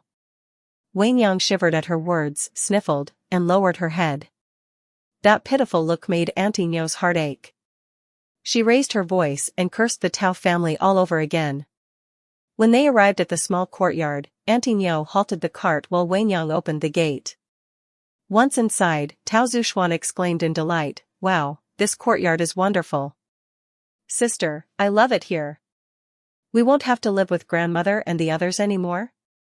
Wanyang gently tapped his little nose and nodded. "From now on it'll just be the three of us, mother, you, and me. How about that?" "Yes, yes. Wonderful." Tao Zuxuan pulled Zhongshu's hand, jumping up and down. Seeing the family so happy, Auntie Nyo couldn't help but smile as well. She helped unload the quilts from the cart, reminded them to take care, and was about to head home. Wanyang stopped her. "Wait, Auntie." She drew out 3 land deeds and said sincerely, "Ever since my father left, we 3 have suffered every humiliation in grandmother's house. If not for your constant help, I don't know how we'd have survived. We don't know how else to thank you, please, except these deeds." Auntie Nyo was stunned. She quickly waved her hands and stepped back. "What are you doing? Your mother and I are like sisters. I only lent a hand now and then. How could I accept your land?" Zhongshu smiled and took her hand. "Elder sister, do accept it. Without your help, who knows if we would even still be alive." "She's right, Auntie, please take them." Wanyang affectionately clung to her arm. "Now that we live in the county, we won't be going back. We can't just let the fields lie fallow." The mother and daughter both urged her, but Auntie Nyo treated the deeds as if they were red-hot iron, backing away again and again. After much back and forth, she finally compromised. She would not take the deeds, but she would help farm the land, and after harvest she and Zhongshu would split the yield. Zhongshu had no choice but to agree. Wanyang then packed pastries, cloth, and other goods from town for her. Auntie Nyo refused at first, but when Wanyang pretended to be angry, she sighed, patted the girl's head with affection, and accepted before heading back to Lu family village. That evening, Zhongshu, Wanyang, and little Xian made dumplings together. With a home of their own, no more scolding or beatings, only endless laughter filled the house. Once they were settled, Wanyang enrolled her brother in a private school. On the very first day he came home, nodding like a little scholar, reciting Tang poems. Zhongshu and Wanyang were overjoyed. Zhongshu, never one to sit idle, ignored Wanyang's advice to stop embroidery lest she damage her eyes. She insisted on sewing kerchiefs, purses, and fan covers to sell, wanting to save more silver to ease her children's lives. Wanyang could only sigh and take the bundle to sell at the embroidery shop. Afterward, she wandered the town looking for a cheap warehouse to store rice. An old matchmaker showed her a few places, and finally brought her to an alley near the west gate. The warehouses there were small but cheap, with roads in all directions. There were 3 gates and 5 locks, virtually impenetrable thieves would have a hard time getting in. Wanyang inspected carefully, signed a 6-month lease, and went home relieved, waiting for Scholar Tian to pass the provincial exam. Half a month later, news came, Scholar Tian had indeed won the title of Jiyuan, provincial champion. The whole county erupted in celebration. To them, even producing a Jurin, provincial graduate, was rare, let alone a champion. Crowds surged to Tion's house with congratulations, nearly trampling the threshold flat. His calligraphy and paintings skyrocketed in value. His specialty, paintings, went from 1 tael apiece to more than 10. Wenyang was overjoyed at the news. She opened the chest containing 50 of his paintings and pondered how to sell them. Not wishing to draw attention, she decided to sell them in batches to different bookstores.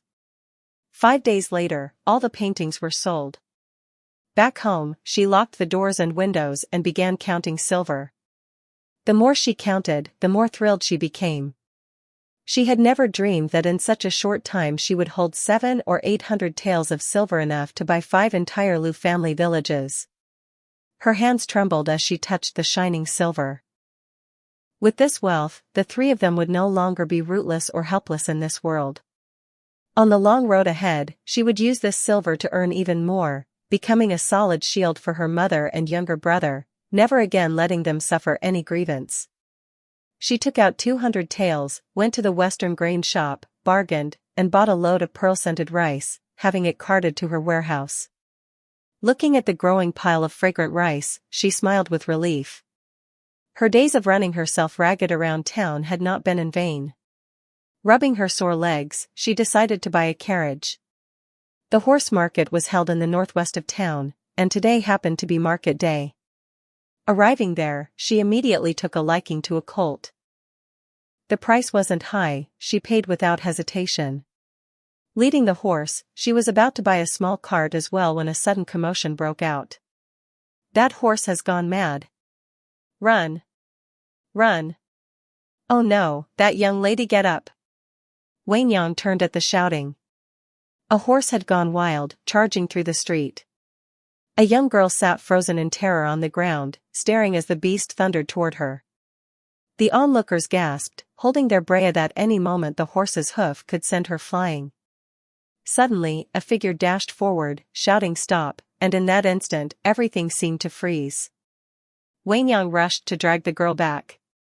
The next moment the horse surged past, the girl screaming as its hooves grazed the hem of her skirt. "Pearl-fragrant rice fills the storehouse, miss. Miss." 2 old maids rushed over in a panic. Seeing their young lady's body turn faint and shadowy, they were so frightened they nearly collapsed. Only after helping her up and finding her still conscious did they breathe a sigh of relief. The young lady herself was badly shaken, her face deathly pale, her fingers clutching Wenyang tightly. When the maids finally helped her stand, she blankly came back to her senses. "You scared me to death, she cried, her voice trembling, her body shaking like a sieve. She sobbed as she gripped Wenyang's hand. "If not for sister's help, I'd either be dead or crippled for life." Wenyang's hand ached from being squeezed, but she only smiled and patted the girl's hand, signaling her to relax. At that moment, Wenyang had no idea that this small act of kindness today would bring her many entanglements in the future. The next day, Wenyang drove her cart east of the city to buy rice, but she found the price higher than in the west. "Shopkeeper, why is your rice here more expensive than the rice in the west of the city?" she asked with a smile. The shopkeeper, seeing her dressed in clothes that were neither new nor old, lazily picked his teeth and replied, "You get what you pay for. Our fragrant rice here is the best in the county, the quality is something no other shop can compare to." He sneered, "But let me say, this fragrant rice isn't something just anyone can afford to eat." Of course, Wenyang heard his sarcasm, but she couldn't be bothered to argue. She scooped up a handful of rice, rubbed and smelled it. Indeed, it was slightly better than other shops, but the inflated price was not worth it. Since it was overpriced, she decided to look elsewhere. Without another word, she turned to leave. "Heh heh." Behind her came 2 mocking laughs. What a waste of breath. Imagine anyone thinking they can buy pearl-fragrant rice. Did she not look in a basin of water before leaving the house? Wenyang suddenly turned back, a cold sneer on her lips. "Perhaps I should visit the temple and pray that when I go out, I won't run into petty people with dog eyes looking down on others." "You." The shopkeeper flared up. "A little girl like you dares curse people? Say that again, and all before he finished, his face instantly changed, anger vanishing into a fawning smile. He scurried to the doorway, bowing obsequiously. Greetings, young master, young lady. What an honor to have you both visit today. Vanyang snorted in disdain, ignored him, and headed straight for the door. Elder sister, it really is you. A delighted cry came. The girl at the door rushed over and grabbed Vanyang's hand. Second brother, this was the sister who saved me yesterday from the horse's hooves. Vanyang froze, then looked more carefully.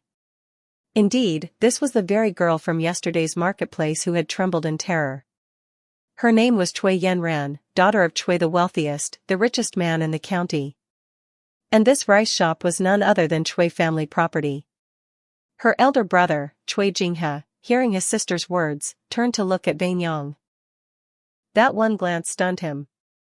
What a beautiful maiden! A flower-like face, skin like snow, neither too plump nor too thin, in perfect balance. Cui Jinghe's face flushed. Bowing with cupped hands, he said, "Many thanks, young lady, for saving my younger sister yesterday. I have brought a small token of gratitude, please accept it." At his signal, a servant stepped forward carrying an ornate brocade box. He continued, "When father and mother heard of the incident, they broke into a cold sweat and ordered me to deliver thanks personally. I was fretting about how to find you." The box, carved with entwined floral patterns, was clearly not cheap. Whatever was inside must also be valuable. No, Vanyang waved quickly. It was only a matter of lending a hand, nothing worth such heavy thanks. Elder sister, please accept it. If not for you, I'd be dead or crippled by now. Cui Yenran looked Vanyang up and down, sighing with pity. You are so beautiful, yet dressed so plainly. She pushed the box into Vanyang's arms. These are just a few trinkets I've worn, not worth much. Her words made Cui Jinghe's face flush even redder. Clearing his throat, he turned his gaze elsewhere. The shopkeeper, who had been listening, quickly realized the situation.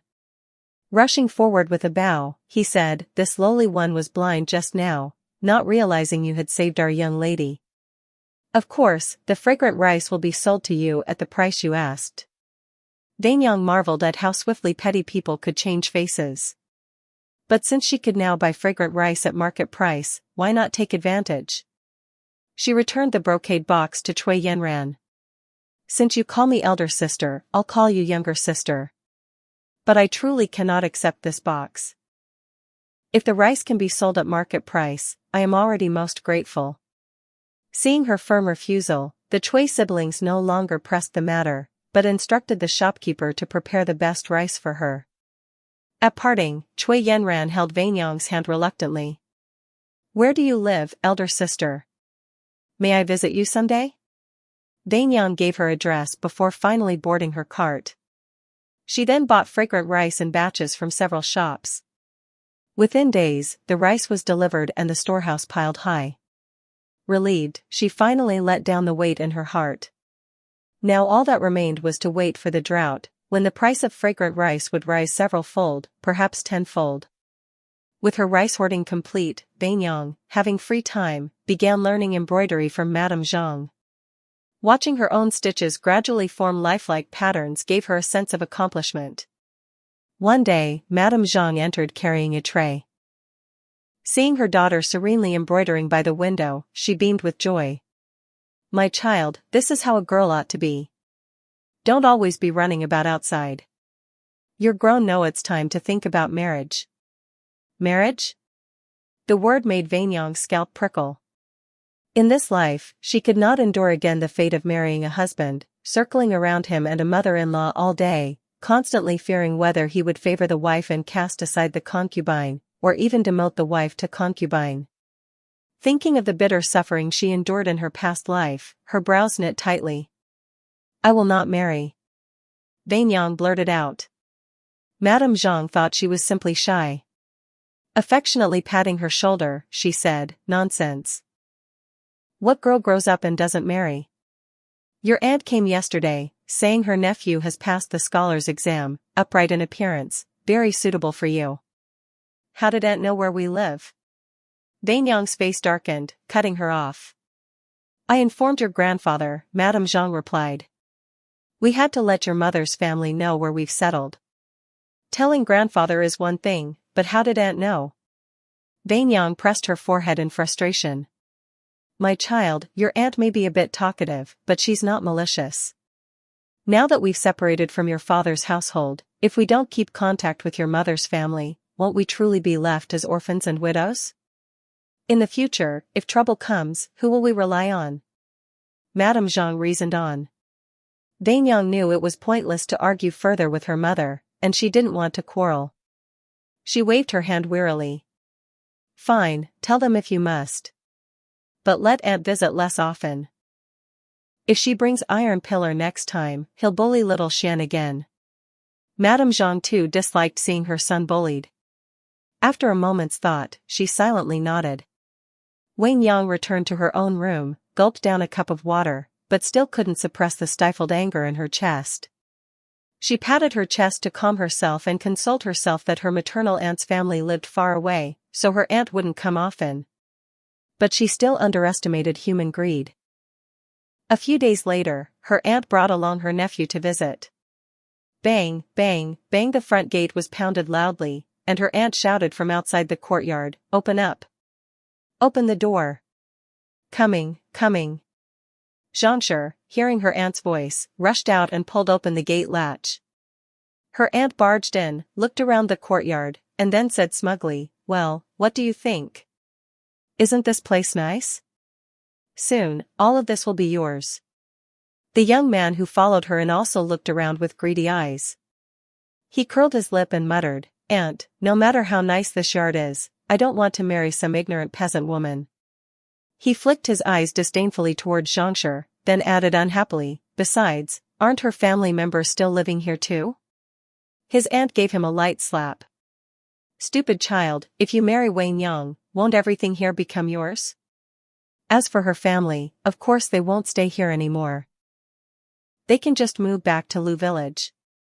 Listening to the two chatter away as if she were invisible, Zhangshi felt offended. She forced a smile and asked, Sister-in-law, out in the county today? And this young man is? Her aunt pretended just then to notice her. She gave a perfunctory nod. This is my nephew from my maiden family, she said, puffing up with pride. He just passed the county exam recently and is now a Shotsi, licentiate scholar. A mocking laugh floated over. Wei Nyang had stepped out gracefully and said aloud, Oh. Since when does passing as a Shotsi qualify one to be called Laoi, Lord? The nephew's eyes went wide at the sight of her, but her words made him both angry and embarrassed. He flicked his sleeve and barked, You ignorant farm woman, what would you know? Stop spouting nonsense here. Pulling on his aunt's sleeve, he raised his chin arrogantly. Aunt, say no more. I have studied the sage's books.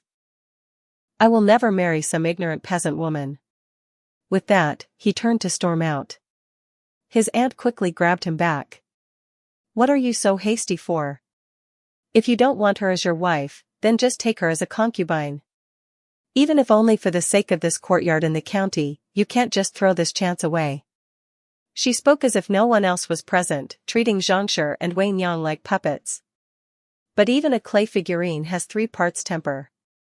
Before Wei Nyang could react, Zhangshi's face darkened first. Sister-in-law, what nonsense are you talking about? Why should my Wei Nyang be anyone's concubine? Her aunt realized then that she'd spoken too bluntly. She forced an awkward laugh and linked arms with Zhangshi. Don't be upset, younger sister. My nephew is only 20 and already passed as a Shotsi. In the future, he's bound to be an official. If Wei Nyang enters his household, bears him children, won't she secure her place in the inner chambers? Then she'll have endless prosperity. Ah, she shrieked suddenly. Wei Nyang had raised a broom and struck at her. Get out both of you, out. Her aunt clutched her head, screaming curses, You little whore, how dare you strike me? I bore a son for the Zhang family. Before she could finish, Zhangshi flung a basin of hot water at her. Out. If you dare suggest my Wei Yang be a concubine again, I'll scald you with oil next time. Never had the aunt seen Zhangshi so furious, and she flinched. Fine, fine. You'll regret this, just wait, she spat, dragging her nephew out of the yard. Zhangshi slammed the door shut and bolted it. Panting heavily, she looked at Wei Yang apologetically, eyes brimming with tears. My daughter, I'm sorry. I never thought your aunt would be this kind of person. Wei Yang lowered the broom, sighed softly, and offered her mother a few comforting words. When her aunt returned home after being beaten, she threw a tantrum immediately. Wei Yang's uncle Zhang Dalong, upon hearing his wife had been struck, stormed into his parents' room snorting furiously. After learning the cause, grandfather Zhang's face turned thunderous. He raised his tobacco pipe and struck his son with it, beating him until he howled. He demanded that Zhang Dalong immediately write a divorce letter and send his wife away. But how could Zhang Dalong bear to give her up? Kneeling, he begged and pleaded, taking the beating until his skin split, yet refusing to divorce her. Grandmother Zhang wept as she shielded her son. You may love your eldest daughter and Wei Yang, but I love my son too. Dalong is the true heir of the Zhang family. Will you beat him to death for the sake of outsiders? The aunt, frightened by the fury she'd never seen before, also fell trembling to her knees, swearing she wouldn't dare again. Grandfather Zhang, still fuming, pointed at them with his pipe, sighed skyward, and stormed out. The aunt, relieved, rolled her eyes and fainted dramatically into Zhang Dalong's arms. Zhang Dalong, distraught, ignored his own injuries and carried her back to their room. Inwardly, the aunt cursed Zhangshi and Wei Yang, though she felt fortunate she had cleverly avoided disaster. What she didn't expect was that 2 days later, she would accidentally fall into a cesspit, covering herself in filth. From then on, she became the village laughingstock, unable to lift her head again. When Mu Linghao heard of this, he was reviewing memorials in his study. His guard Zhang Dali reported, the woman has already been thrown into the cesspit. But what of her nephew? How should we deal with him? Strip him of his Xiaocai title and send him to the Rabbit Lord's house in the capital, Mu Linghao replied without even looking up, his voice cold. Zhang Dali accepted the order and withdrew. Mu Linghao finally set down his brush, and a vision of that stunning figure leapt into his mind. He let out a dry laugh. She really does know how to stir up trouble. Ever since the day he rescued Wei Yang, her dazzling white skin had unsettled him. She haunted his dreams where she was charming and tender, yielding in his arms for him to cherish and love without restraint. But dreams are only dreams. Waking, his pillow was always cold. Irritated, he pushed open the lattice window, letting blinding sunlight spill across his jade-like face. Narrowing his eyes, he thought, he had indeed considered simply seizing Wei Yang, binding her to his bed to indulge himself as he pleased. But with the realm in chaos, warlords rising, and even unrest within his own palace from side consorts and illegitimate sons, he had neither the time nor the energy to be distracted by a mere village girl no matter how tempting. Spring turned to summer. Golden sunlight pierced through pale gray clouds, baking the land until even the leaves curled up. Half a month had passed without a drop of rain, and the sun only grew fiercer. In such weather, Wei Yang truly did not want to go out. But Cui Yanran had repeatedly sent invitations. Unable to refuse such insistence, Wei Yang thought it over, then brought a gift and went to the Cui residence. Outside the gates, the Cui household was already bustling. Carriages and horses crowded the street, all the notable families of the county had arrived. Wei Yang was surprised. Upon asking, she learned it was Madame Cui's birthday. A maid led her inside. The spacious compound, though not as grand as noble households, was refined with its pavilions and towers. Elder sister, you're finally here. Cui Yanran greeted her joyfully at the main hall entrance. She circled Wei Yang, exclaiming, you look so beautiful today. The narcissus flowers embroidered on your sleeves are especially exquisite. She glanced down at her own golden and silver-threaded gown and sighed, compared to you, mine looks gaudy. Wei Yang smiled. Younger sister, your family's wealth is the greatest in the county. How could I compare? At that, Cui Yanran's expression brightened again. She lifted her chin. You always know how to flatter me, but I truly like those narcissus flowers you embroidered. We indeed share the same taste, Wang Yang said, producing her gifts. This handkerchief was embroidered by my mother, and the lucky character forehead cloth is my own work. I did not know today was Madame Cui's birthday. Please accept these as humble gifts. Tomorrow, I will prepare something more fitting. Cui Yanran handed the embroidery to her maid. My mother has long grown tired of gold and silver. Don't be so formal with me. Her maid thought the remark somewhat inappropriate and glanced at Wang Yang, but Wang Yang showed no sign of offense. Cui Yanran led her into the flower hall. At once, the ladies and young misses turned their eyes upon her, momentarily stunned. Whose daughter is this? She's so beautiful, the county magistrate's wife exclaimed. With her words, everyone else chimed in, praising Wang Yang's beauty. Cui Yanran's lips twisted slightly, discomfort pricked her heart. She regretted inviting Wang Yang.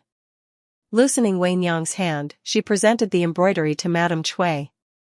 Mother, look, this was embroidered by Wang Yang. Isn't it lovely? Madame Cui smiled.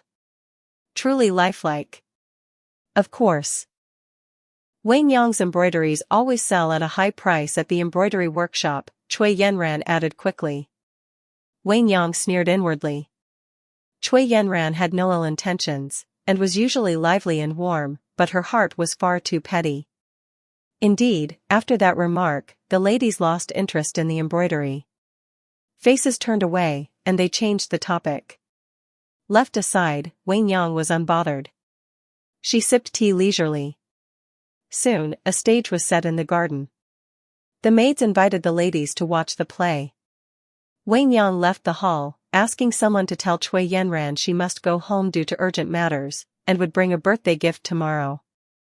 A maid tried to persuade her. The banquet hasn't even begun, Miss Tao.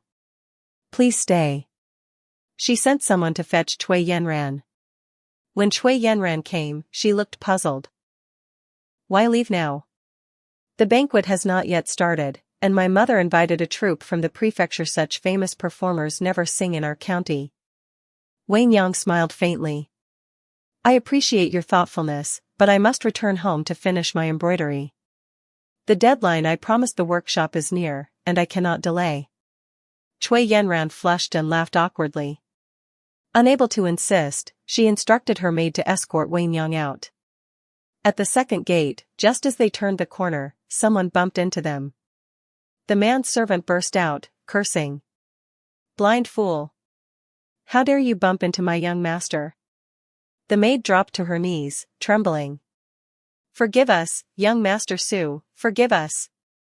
Su Dingzhou's face was dark. The servants of the Cui household clearly need stricter discipline. Then his eyes shifted, landing on Wang Yang. In an instant, he froze. Beautiful. So beautiful. Though he had seen many women, never had he encountered such ethereal beauty. His sternness melted into a smile. This young lady looks unfamiliar. Have you also come to celebrate Madame Cui's birthday? Wang Yang's face changed, her heart surging with rage.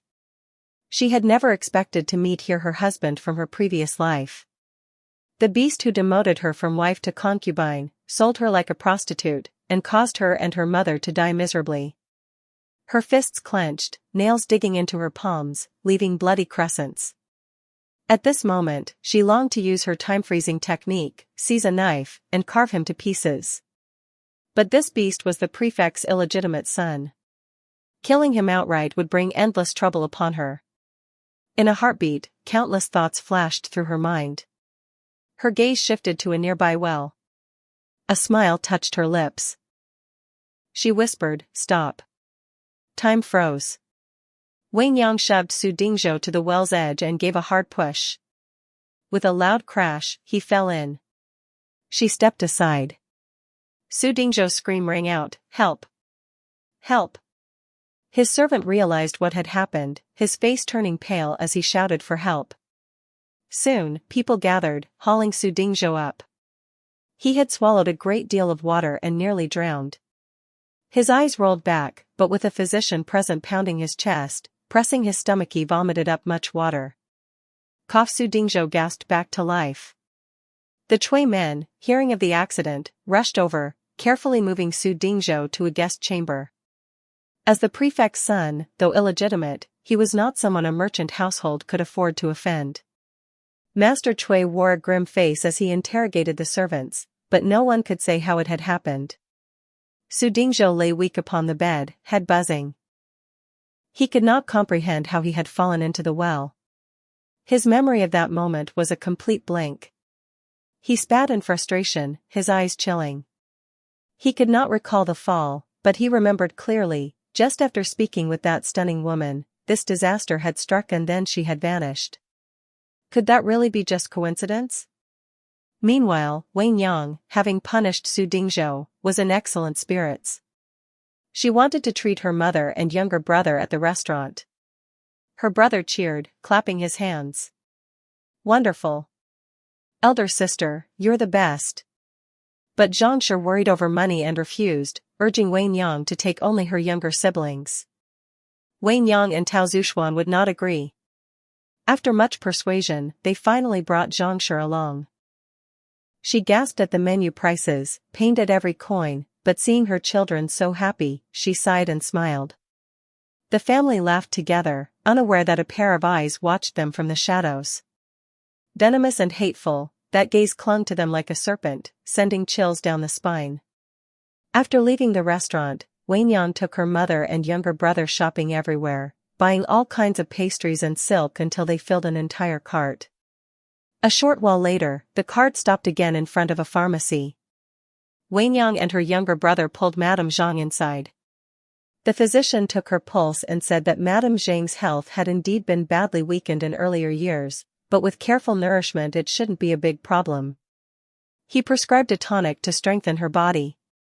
However, Madame Zhang shook her head repeatedly, unwilling to spend money on medicine no matter what.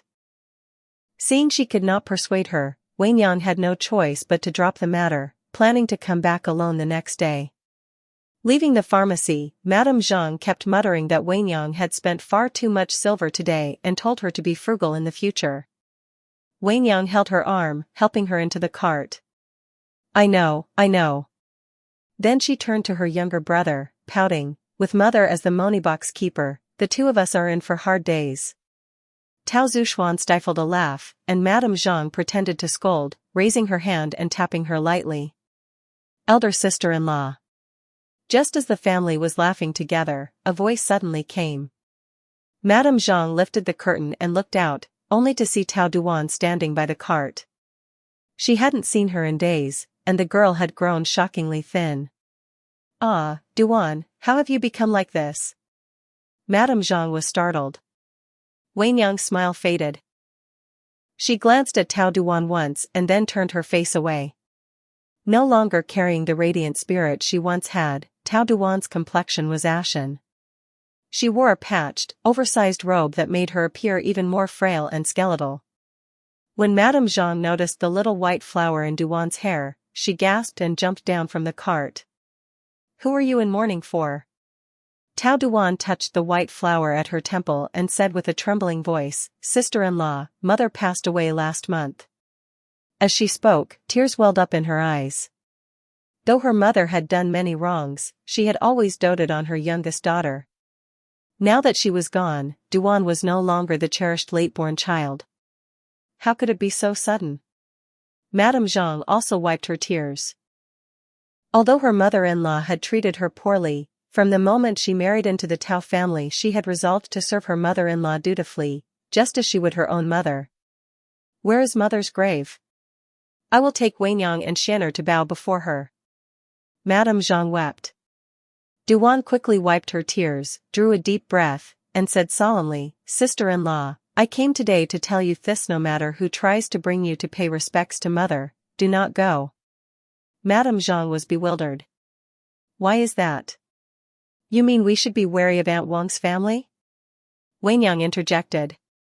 Duan hesitated, then nodded with a sigh. Wang Yang, I know you resent me, but I must tell you, I never meant to harm you. That morning when the food was drugged with sleeping draught, I truly had no knowledge of it. After saying this, she cast them a long, deep look and turned to leave. Duan. Madame Jean grabbed her. Duan let out a sharp gasp. Madame Jean quickly lifted her sleeve, only to see her arm covered in scars. Heavens, what happened to you? Madame Jean drew a breath of cold air. Duan sniffled and pulled back her arm. What else could it be? After Wang lost her daughter, she took all her anger out on me. Wenyang's heart twisted. Whether in her previous life or this one, Duan had been one of the few rays of warmth in their bitter days in the Tao household. She jumped from the cart, frowning. Wang has gone too far. Doesn't second brother Tao stop her? Duan forced a bitter smile. When he sees it, he mutters a word or two, but every time he does, Wang only beats me worse. She hastily wiped her tears.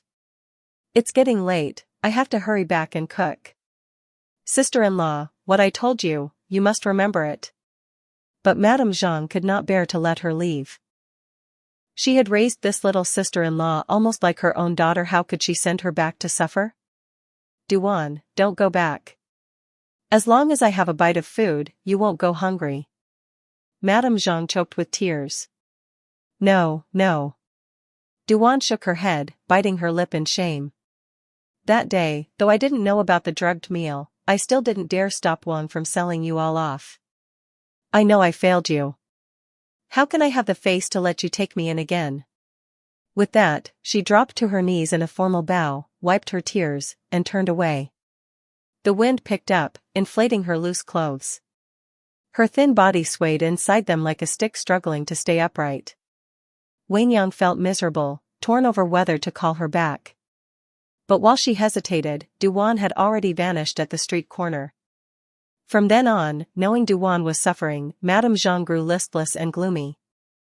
After consulting with Wenyang, she decided to find a chance to bring her sister-in-law home to live with them.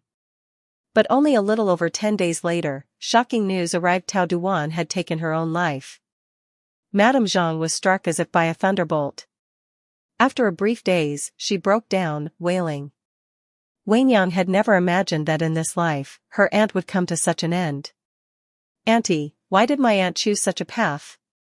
Wenyang cried. Aunt Nyo wiped her tears. After your grandmother died, your father no longer sent money home. With no income, Wang forced Duan to become concubine to Master Yao. He's already 60. How could Duan agree? After being beaten several times by Wang and second brother Tao, she couldn't bear it and hanged herself. Those damned beasts, to drive their own sister to death. Madame Jean sobbed and cursed.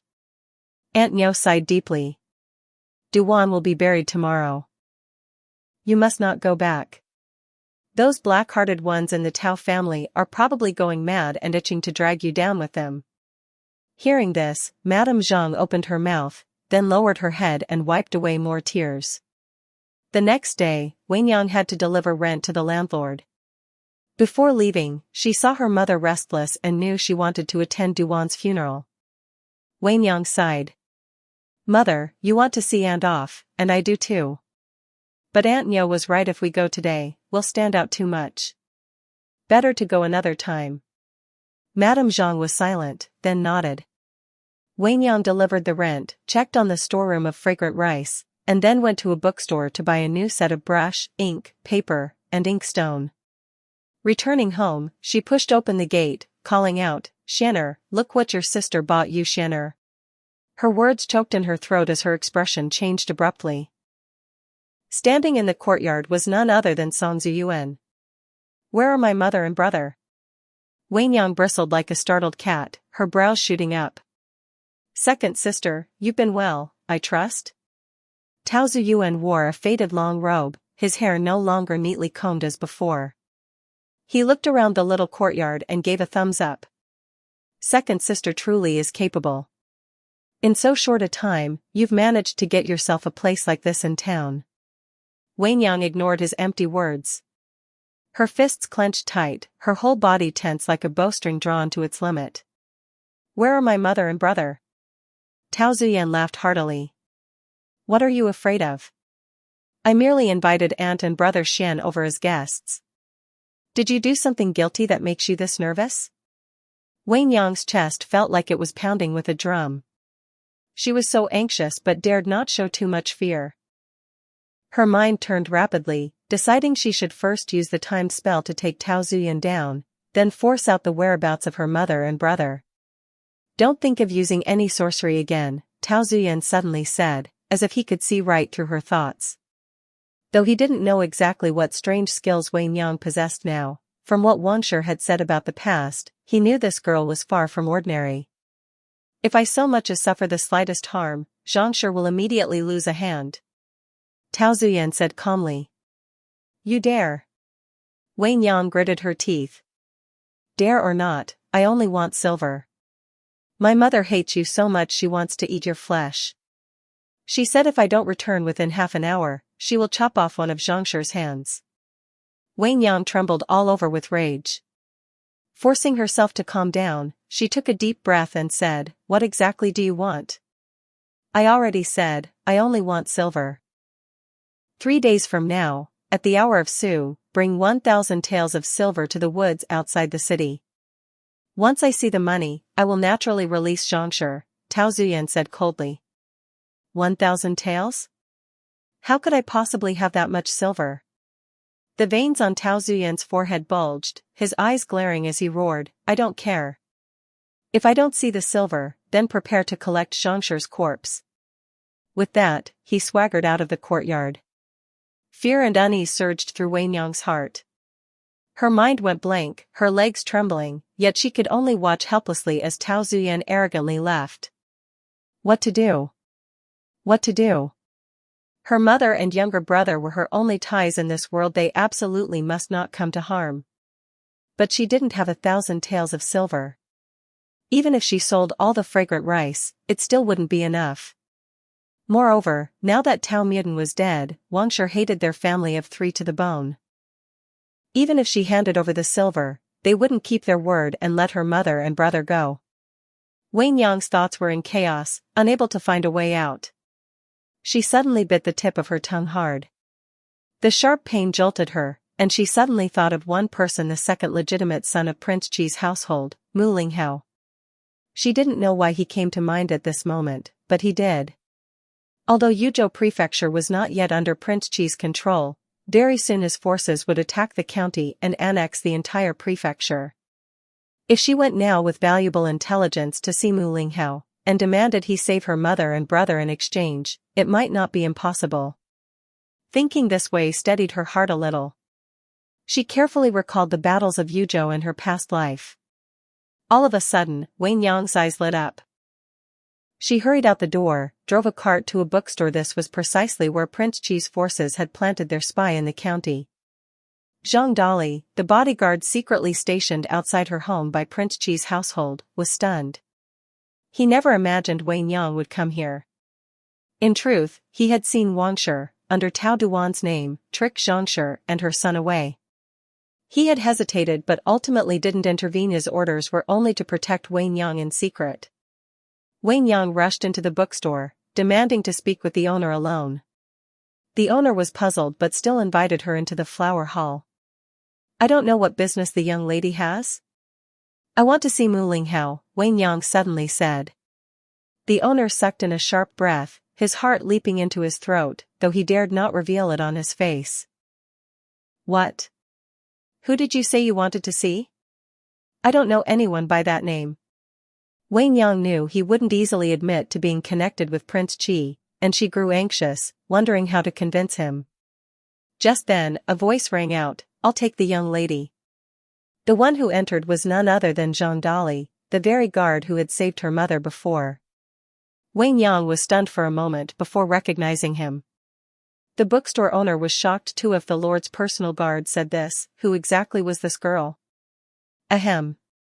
Zhang Dali cleared his throat and shot the owner a glare, who quickly lowered his eyes. Zhang Dali then cupped his fists to Wei Nyang. If the young lady wishes to see my lord, please follow me. Wei Nyang nodded slightly and followed him out to a spacious carriage. The carriage left the county and by half a day reached Yunzhou, a city under Prince Qi's control. The city walls rose 5 zhang high, with rows of sword-bearing soldiers at the gates. But inside, it was another sight entirely bustling and prosperous.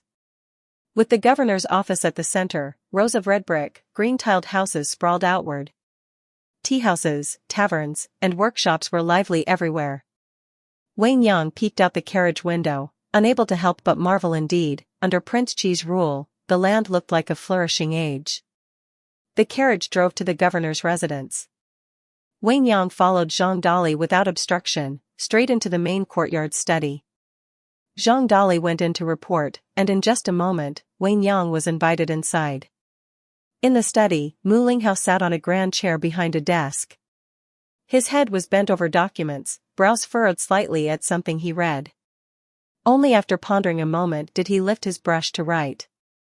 Hearing footsteps, he did not look up.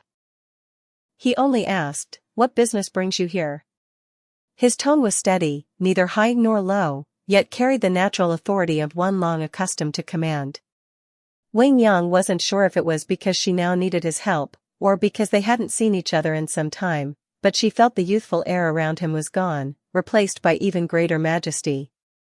Collecting herself, she bowed. "Greetings to the young master. This humble woman has important military intelligence about Yuzhou Prefecture to report." Mu Linghao put down his brush. His eyes were as dark as ink, jade bright as lightning, yet deep as a cold pool. His lips curved lazily, like a lion at ease.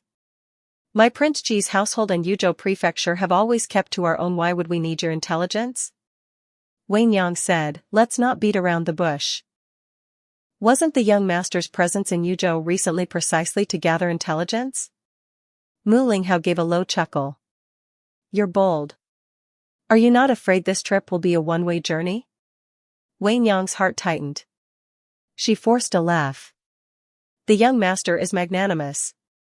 I treated your sword wound before, surely you wouldn't be so petty toward a weak woman." Still glib-tongued as ever, Mu Linghao sneered. "I don't want your intelligence. If you want me to save your mother and brother, that's easy enough. Enter Prince Qi's household of your own will, as my maid. Then I guarantee their safety." Wang Yang's heart gave a jolt. She knew her looks were exceptionally beautiful. In both lifetimes, many had coveted her. But she had never imagined that even Mu Linghao would do the same. "What are you looking at?" Mu Linghao's face instantly darkened. He gave a cold, mocking laugh. "Have you never looked in a mirror? Do you actually think this young master would take a fancy to a mere village girl like you?" His brows arched like distant mountains, his thin lips pressed together. Those dark eyes with faint golden flecks swept across her with an air of supreme arrogance, holding no trace of warmth. "At the restaurant, you slipped me croton seeds. In that thatched hut, you kicked me. You even tricked me into thinking your cousin was a constable. Do you really take the Prince of Qi's residence for such an easy target to trifle with?" Wang Yang's heart jolted. She dropped to her knees at once, bowing repeatedly. "This common girl did not dare, I truly did not dare," she stammered, trembling as her back shook. "At that time I truly did not know your identity, my lord. As the saying goes, the ignorant are not guilty. I beg your lordship to forgive my offense." Mu Linghao turned his face aside and called out, "Zhang Dali." Zhang Dali stepped in, bowed, and said, "Your subordinate is here. Take her away. Don't let every stray cat and mangy dog be brought before me." Mu Linghao's voice was icy. "Yes, my lord." Zhang Dali bowed deeply, then turned to Wang Yang with a gesture. "Please, girl." Wang Yang bit her lip and looked up, but Mu Linghao was already ignoring her, his head bent over a stack of documents. She walked out woodenly. But in her mind, the tragic images of her mother and younger brother from her previous life replayed one after another. She had been granted a second chance at life. Was she still powerless to change their fate? If she delayed even a little longer, they might suffer even more beatings and torment. And now, aside from the man in that room, who else could she possibly turn to? Suddenly, Wang Yang whirled around, rushed back inside, and knelt down in a deep curtsy. I beg you, young lord, please save my mother and younger brother. This humble girl is willing to enter the Prince of Cheese residence as a servant. Mu Linghao acted as though he had not heard. He continued reading his papers. The silence in the study was terrifying, the air so heavy it seemed to freeze time itself, pressing down until she could scarcely breathe. Wang Yang clenched her fists, humiliation flooding through her chest, threatening to drown her. She was just about to stand up and leave when suddenly, from above, came a calm voice, "Zhang Dali, take her to sign a death contract. Before tomorrow, bring those two to the governor's office." Wang Yang felt as though her strength gave way all at once. A sob of relief welled in her chest, and tears streamed down her face. She gritted her teeth and signed the death contract. Zhang Dali was swift and capable. Within a few short hours, he had already rescued Madame Zhang and her son. "Mother!" Wang Yang threw herself at Madame Zhang. She carefully checked them over. Though their spirits were still intact, both of their faces were swollen with bruises, and lash marks marred their bodies. "Mother, you have suffered. That one woman is truly hateful." Wang Yang's eyes glinted with icy hatred as she ground her teeth. Zhang Dali said firmly, "Do not worry, girl. I have also seized that woman. How she is dealt with will be entirely up to you." His voice was so powerful that Madame Zhang shrank back in fright, retreating several steps. The night before, Wang had been about to press a branding iron to their faces. Had Zhang Dali not arrived in time, they would have been either dead or hideously maimed. Wang Yang bowed deeply. "Many thanks, brave sir, for saving us." Zhang Dali dared not accept her courtesy. He quickly stepped aside and bowed instead. "I cannot take credit, miss. I only followed the Lord's orders. If you wish to give thanks, you must thank him. Had he not commanded us to intervene at once, the two of them would have suffered a terrible fate." He then slowly recounted how Wang had intended to disfigure them with the branding iron. Wang Yang sucked in a sharp breath of cold air, horror coursing through her. She was deeply grateful she had come to beg Mu Linghao, otherwise her mother and brother would have endured unspeakable torment. Her eyes brimmed with tears again, though she forced a smile as she led her mother and brother away to rest. "Wang Yang, where are we? Who are these people?" Madame Zhang asked anxiously as soon as they were inside a room. Wang Yang sighed and explained how she had once saved Mu Linghao, and today had begged him to save them. But she deliberately left out the part about signing the death contract. Madame Zhang gasped sharply, panic written all over her face. You were so reckless. First you dared to rescue someone, now you dare to ask favors of such a person. The Prince of Cheese residence is not something peasants like us can entangle ourselves with. Such ties bring not fortune but disaster." Wang Yang's head buzzed, her face turning pale.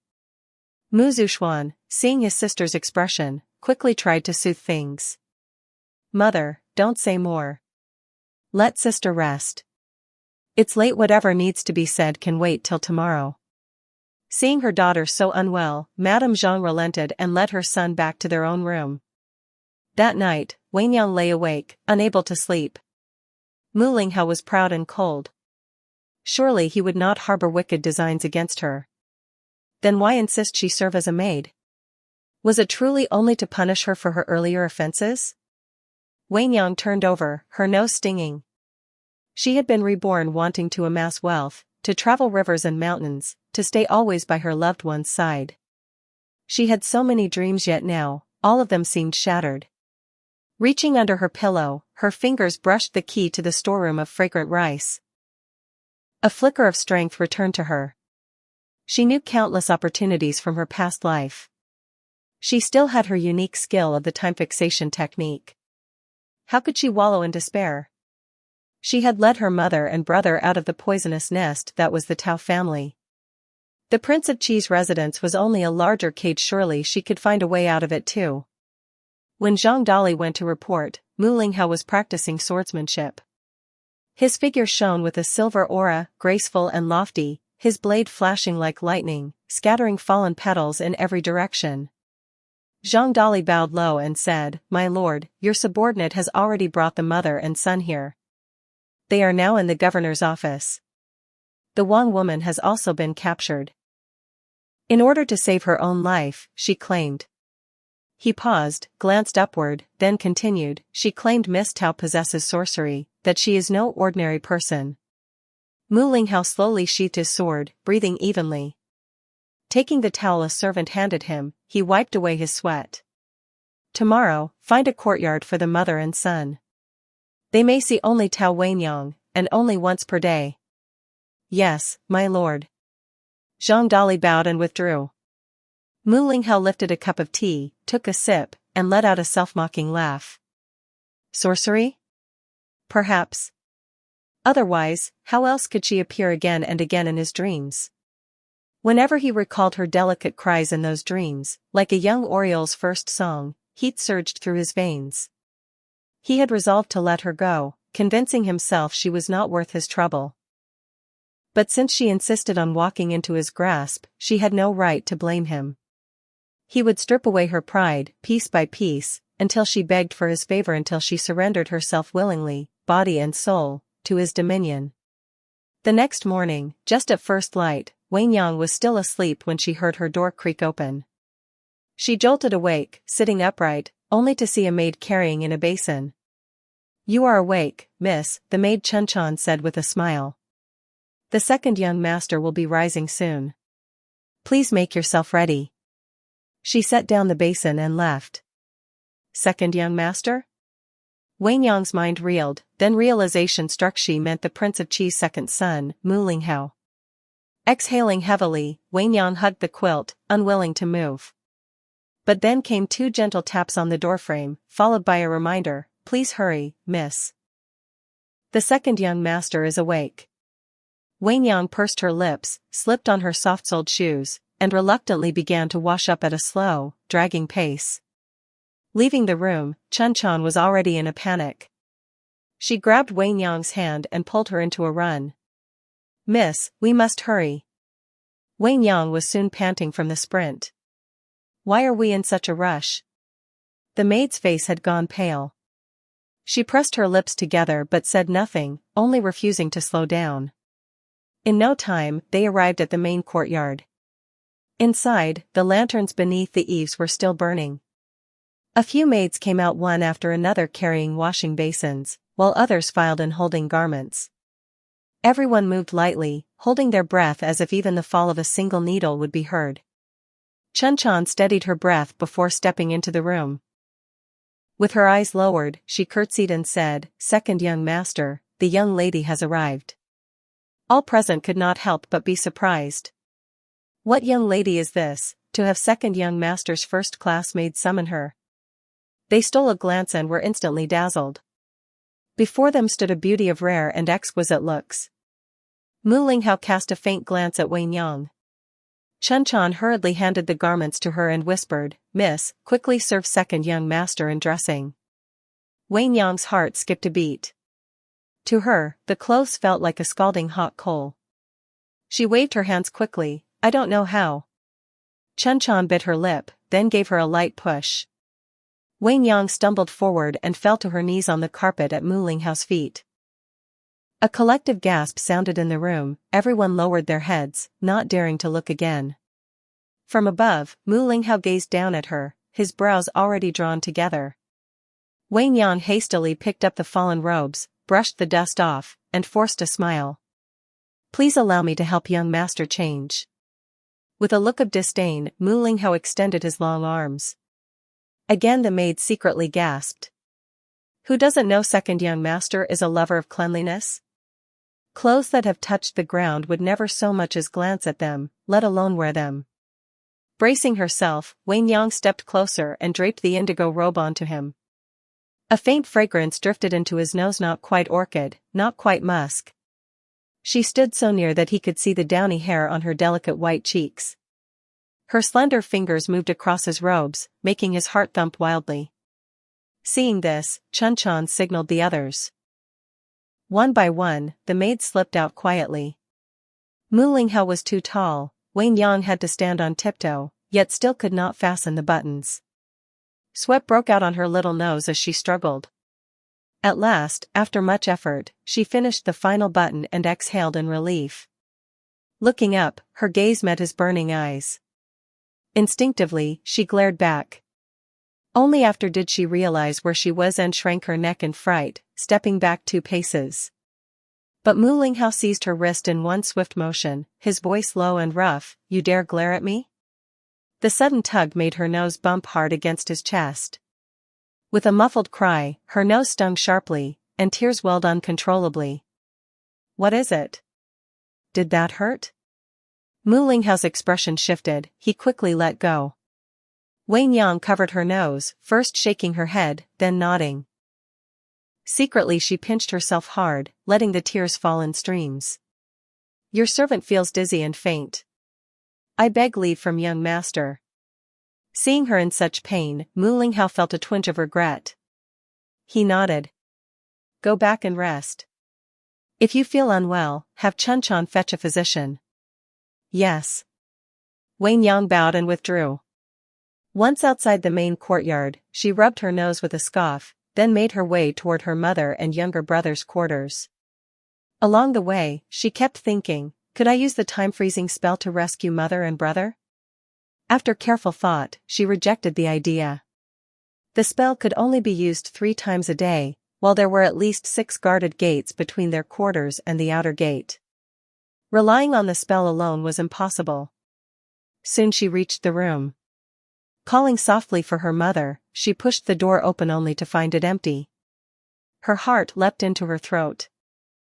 At that moment Chun Chan's voice sounded from behind, "Miss, are you looking for Madame Tao and young Master Tao? They have been moved to the West Wing Court." The West Wing Court? That was in the far north of the governor's estate, the most secluded place of all. From there, escape would be even harder. Wang Yang asked irritably, why were they moved there? "I must see them." Chun Chan blocked her path and curtsied, eyes downcast. "Miss, young master just ordered that since you are unwell, you must stay in your chamber to rest. You must not go anywhere, least of all to see Madame Tao and young Master Tao." Outrageous. Wang Yang stormed back to the main courtyard, where Mu Linghao was having breakfast. "Why will you not let me see my mother and brother?" she demanded angrily as she burst in. The maids gasped and shrank their necks, holding their breath. Mu Linghao did not answer at once. He drank a spoonful of porridge before lifting his head. "Weren't you dizzy and faint from your injury?" Wang Yang faltered, then straightened her throat. "Am I not allowed to recover?" Mu Linghao's gaze turned cold. "Put away your little tricks. Originally I permitted you to see them once a day. Now you may see them only once every 10 days. If you dare play clever before me again, it will be once every half-month." "You!" Wang Yang glared furiously. Chun Chan quickly tugged her sleeve from behind and whispered, "Miss, don't be reckless. For Madame Tao and young master's sake, you mustn't go head-to-head with young master." Hearing this, Wang Yang deflated, turning her face aside and lowering her eyes like a wooden stake planted there. Yet Mu Linghao seemed even more displeased. His brows knitted into a sharp, "Chun Chan, tell her, in Prince Ji's manor, what is the punishment for being disrespectful to one's master, addressing him as you and I instead of as a servant should?" Chun Chan trembled and bowed low. "The light penalty is 20 strokes. The heavy one, execution by beating." Mu Linghao's gaze lingered on Wang Yang, his voice slow and deliberate. "If you dare be disrespectful to your master again, I will neither strike nor punish you. I will simply forbid those in the West Wing Court from having any food." "You!" Wang Yang's head snapped up, teeth clenched. Mu Linghao arched a brow, cold light flashing. A chill ran down her spine. She quickly dropped to a curtsy. "Forgive me, young master. Your servant dares not again." She inhaled deeply, forcing a smile. "Your servant will obey. Come here." Mu Linghao beckoned. Wang Yang stiffly kept her smile as she stepped forward only to be yanked down, landing at his feet. His flawless jade-like face leaned closer. His long, cold fingers brushed the bridge of her nose as he asked hoarsely, Did it still hurt from before? Wei Yang froze, every place his touch passed burning like fire. She held her breath, too afraid to resist. The corners of her lips trembled as she tried to keep a smile. Mu Linghao stroked the crown of her head, as though teasing a small dog.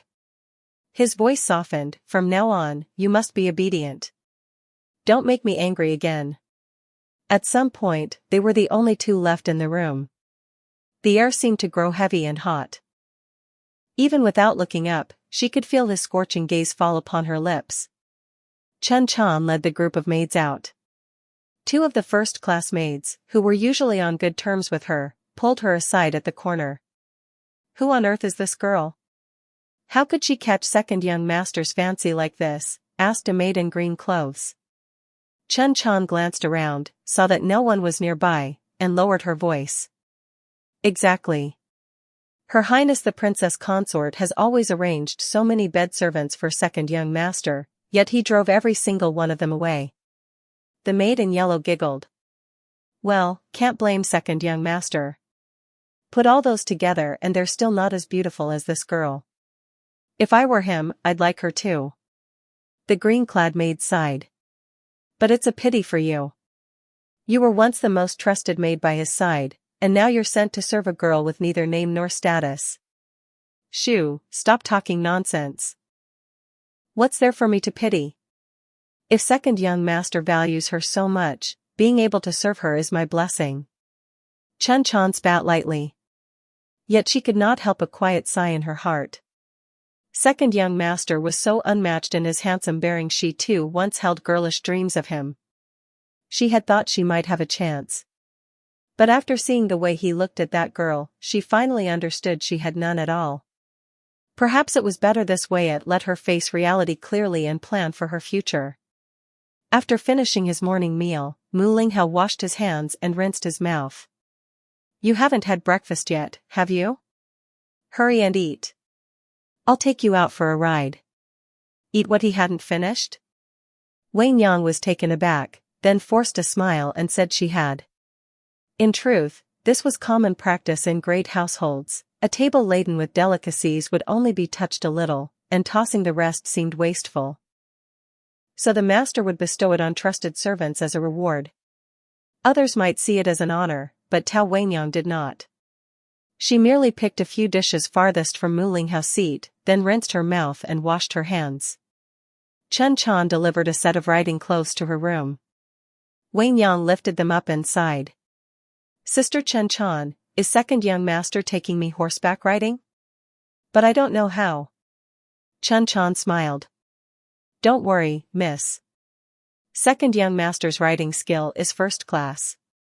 He won't let the horse startle you." Wenyang gave a dry laugh. She knew that only by humoring Mu Linghao for now could she hope to see her mother and younger brother soon, and eventually find a chance to escape. But who would have thought Chen Chan's words were only half true? The horse did not startle Wei Niang, but Mu Linghao did. He changed into a black, narrow-sleeved riding suit patterned with soaring bats, a rhinoceros horn belt at his waist, and sat tall upon a grand steed. When he saw Wei Niang emerge, his eyes lit up. With a tug of his reins, he galloped forward, scooped her up with his left arm, and seated her before him. "Ah!" Wei Niang cried out. In 2 lifetimes she had never seen such a huge horse, let alone sat astride one.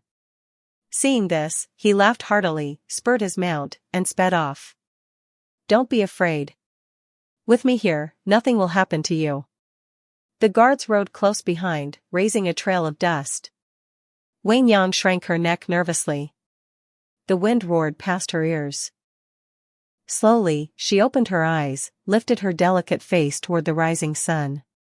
Bees and butterflies flitted at the horse's hooves, dew sparkled on the willow path, and faint blossoms scattered their fragrance upon the world. In the blink of an eye they arrived at the foot of South Mountain outside the city. The mountain was not high, but it held a beautiful gorge. The gorge's slopes were lush and verdant. Distant peaks loomed faintly, while nearby treetops rang with the calls of songbirds. It was like a living painting, complete with sound. Mu Linghao gestured. "Stay here. Do not come in." The guards bowed in assent. He rode slowly into the gorge. Before them a waterfall poured unceasingly, sunlight piercing its mist to form radiant rainbows breathtaking in beauty. Wei Yang closed her eyes in delight, letting the spray touch her face. She breathed deeply and exclaimed, "How beautiful!" Mu Linghao dismounted, lifted her down in his arms, and took her hand. "There are red-scaled fish in this pool below. Let's go take a look." Red-scaled fish? Wei Yang's eyes lit up. She recalled the physician saying that regular consumption of such fish would greatly benefit her mother Zhongshi's health. But the fish were rare, unobtainable in ordinary markets. "Where are they?" "Where?" She grabbed Mu Linghao's hand and eagerly pulled him along. He glanced at their joined hands, the corners of his lips curling upward. At the pool's edge, the water was crystal clear, and several red-scaled fish swam below. Wei Yang rejoiced then frowned. The pool was deep, she couldn't swim and had no tools at hand. How could she catch them? Her eyes widened in frustration. Seizing the chance, Mu Linghao leaned close. "I'll turn my back, not look. You can dive in and catch them." "I can't swim," Wei Yang said dejectedly. A suspicious flush rose across Mu Linghao's face. His lashes trembled as he lowered his gaze to her lips, his voice husky. "Then let me taste them from your lips. I'll go down and fetch them for you." "Taste?" Wei Yang lifted her clear, stream-like eyes at him in confusion. "Taste what?" Before she could finish, her cheeks burned red. She shot back several steps, glaring warily at him. How could he let her flee? He pulled her back into his arms, pressed her against his chest, and murmured in a low, magnetic voice, "Just let me have a taste. I swear I'll do nothing else." His handsome face drew close, hot breath fanning across her cheeks. "Ah!" A scream split the sky. Outside the gorge, the guards heard and spurred their horses forward. "Young master!" They leapt down and immediately restrained Wei Yang. "Stop!" Mu Linghao, supported upright, looked ashen. He groaned, brows furrowed, clutching his side in pain. "Where did you stab me just now?" Wei Yang huffed coldly, a long needle still in her hand. Mu Linghao pushed aside the guards holding her, seized the needle, and flung it to the ground. Grasping her chin, he said, "You truly are endlessly amusing." If she were a docile beauty, pliant to his every whim, he might soon tire of her. But now he only felt she was fascinating indeed, the finest amusement under heaven. He swept an arm around her slender waist and ordered sideways, "All of you, step back 20 paces and turn around. Without my word, none of you may look back." The guards obeyed in unison, retreating 20 steps and turning their backs. Wei Yang raised her brows, her face flushed red as she struggled desperately. Mu Linghao's own face was tinged with color. After all, he was still a virgin boy at this time. Clearing his throat, he said, "If you let me kiss you once, then tomorrow I'll let you see your family. Otherwise, I'll never let you see them again." Even as he uttered the threat, his heart was pounding furiously. "You!" Wei Yang glared at him. Biting her lip in grievance, she sighed as if in resignation and shyly lowered her lashes. "Close your eyes." Mu Linghao, sensing victory, immediately shut his eyes obediently. Wei Yang seized the chance, mustering all her strength to kick fiercely at the space between his legs. But Mu Linghao moved faster, just a light flick of his hand, and her foot dropped uselessly, leaving her falling back onto the ground. Closing in without another word, Mu Linghao pressed his lips against her sandalwood-fragrant mouth. Yet the moment they touched, a rider's urgent cry came from outside, "Second young master! Second young master! The heir has sent a message for you." Face darkening, Mu Linghao rose to his feet. The governor of Yunzhou galloped in, leapt off his horse, and presented the letter. Reading it, Mu Linghao's expression grew grave. He put 2 fingers to his lips and whistled. His steed came running. Mounting in one swift motion, his playful air vanished, replaced by stern command. From atop his horse he looked down at Wei Yang, voice deep and cold, "Tao Wei Yang, I'll give you 10 days to think. If you're willing to serve me, I will guarantee you a lifetime of glory and wealth. If not, your mother and brother were rescued by the Prince of Chi's household, and henceforth they will remain slaves of the Chi Prince's mansion for the rest of their lives." With that, he spurred his horse and disappeared without another glance. Wang Yang angrily wiped her mouth with the back of her hand, cursing in her heart, "To be your bed-warming concubine? You can wait until the next life." Back at the governor's residence, Chun Chan came with news. Today she was allowed to visit her mother and brother in the West Wing courtyard. Overjoyed, Wang Yang hurried over. Her mother and younger brother, suddenly locked up there, were terrified. After a sleepless night, their spirits were exhausted. The moment they saw her, they clung to her, weeping. Her brother sobbed in grievance, crying that he wanted to go to school, not be trapped here. Seeing them like this wrenched Wang Yang's heart. Even after she left the courtyard, tears still streaked her face. Chun Chan tried to console her. "Miss, don't be too sad. When the second young master is in a good mood, you can beg him again." Wang Yang wiped her tears. "I saw the courtyard was very damp, and my mother's legs are not well. May I send her a thick quilt tomorrow?" Chun Chan looked troubled. "The second young master only gave permission for today. Tomorrow this maid does not dare take liberties." She hesitated, then added, "But the second young master did order that Madame Tao and the young master must not be mistreated. I'll fetch a new quilt for Madame Tao shortly." Back in her room, Wang Yang's heart was restless. She could not allow her mother and brother to be confined to that broken, damp courtyard. She must find a way to rescue them. But this place was heavily guarded, filled with masters of martial skill. How could she possibly succeed? Half a month later, Mu Linghao finally returned. Once inside the governor's residence, he immediately summoned the governor, who had been moved elsewhere, to the outer study. Not until the moon was high did he return to the inner courtyard. As soon as he stepped into the main hall, Chun Chan and the maid stood in 2 rows, bowing in unison. "Greetings, second young master." Mu Linghao did not even lift his eyelids, striding straight inside. Seated on the heated brick couch, he let a servant remove his boots and replace them with soft shoes. Leaning against a large pillow, his expression was grim, lost in thought. "Please take tea, young master." A soft, delicate voice sounded. Taking the cup, Mu Linghao's gaze seemed to fall on the tea leaves, yet also drifted far away. Only after a slow sip did he realize the maid had not withdrawn. His eyes sharpened coldly. "Who told you to stand here?" Startled, Wang Yang shrank back, looking at him timidly. Those clear, liquid eyes fell right into his line of sight, stunning him. "It's you?" In truth, during the half-month of bloody campaigns, he had been too busy even to remember Wang Yang's existence. But now, seeing her pitiful and tearful, those beautiful eyes shimmering with water, he felt a tug at his heartstrings. "Why are you here?" he asked, his face stern. "Having not seen you for many days, young master," this maid grew anxious. "Upon hearing you had returned, this maid waited here early." As she spoke, pearl-like tears slipped down from the corners of her eyes. Under the lamp, beauty only grew more dazzling. Mu Linghao swirled the tea leaves in his cup, sneering, "You're not waiting for Mayo, want to see your mother and brother." Wang Yang sniffled, moving closer until she crouched by his feet like a pleading kitten. "Please, young master, release my mother and younger brother. I swear I will serve you wholeheartedly."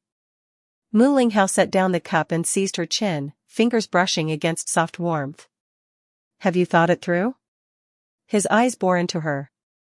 Wang Yang, shy and hesitant, nodded. "Come.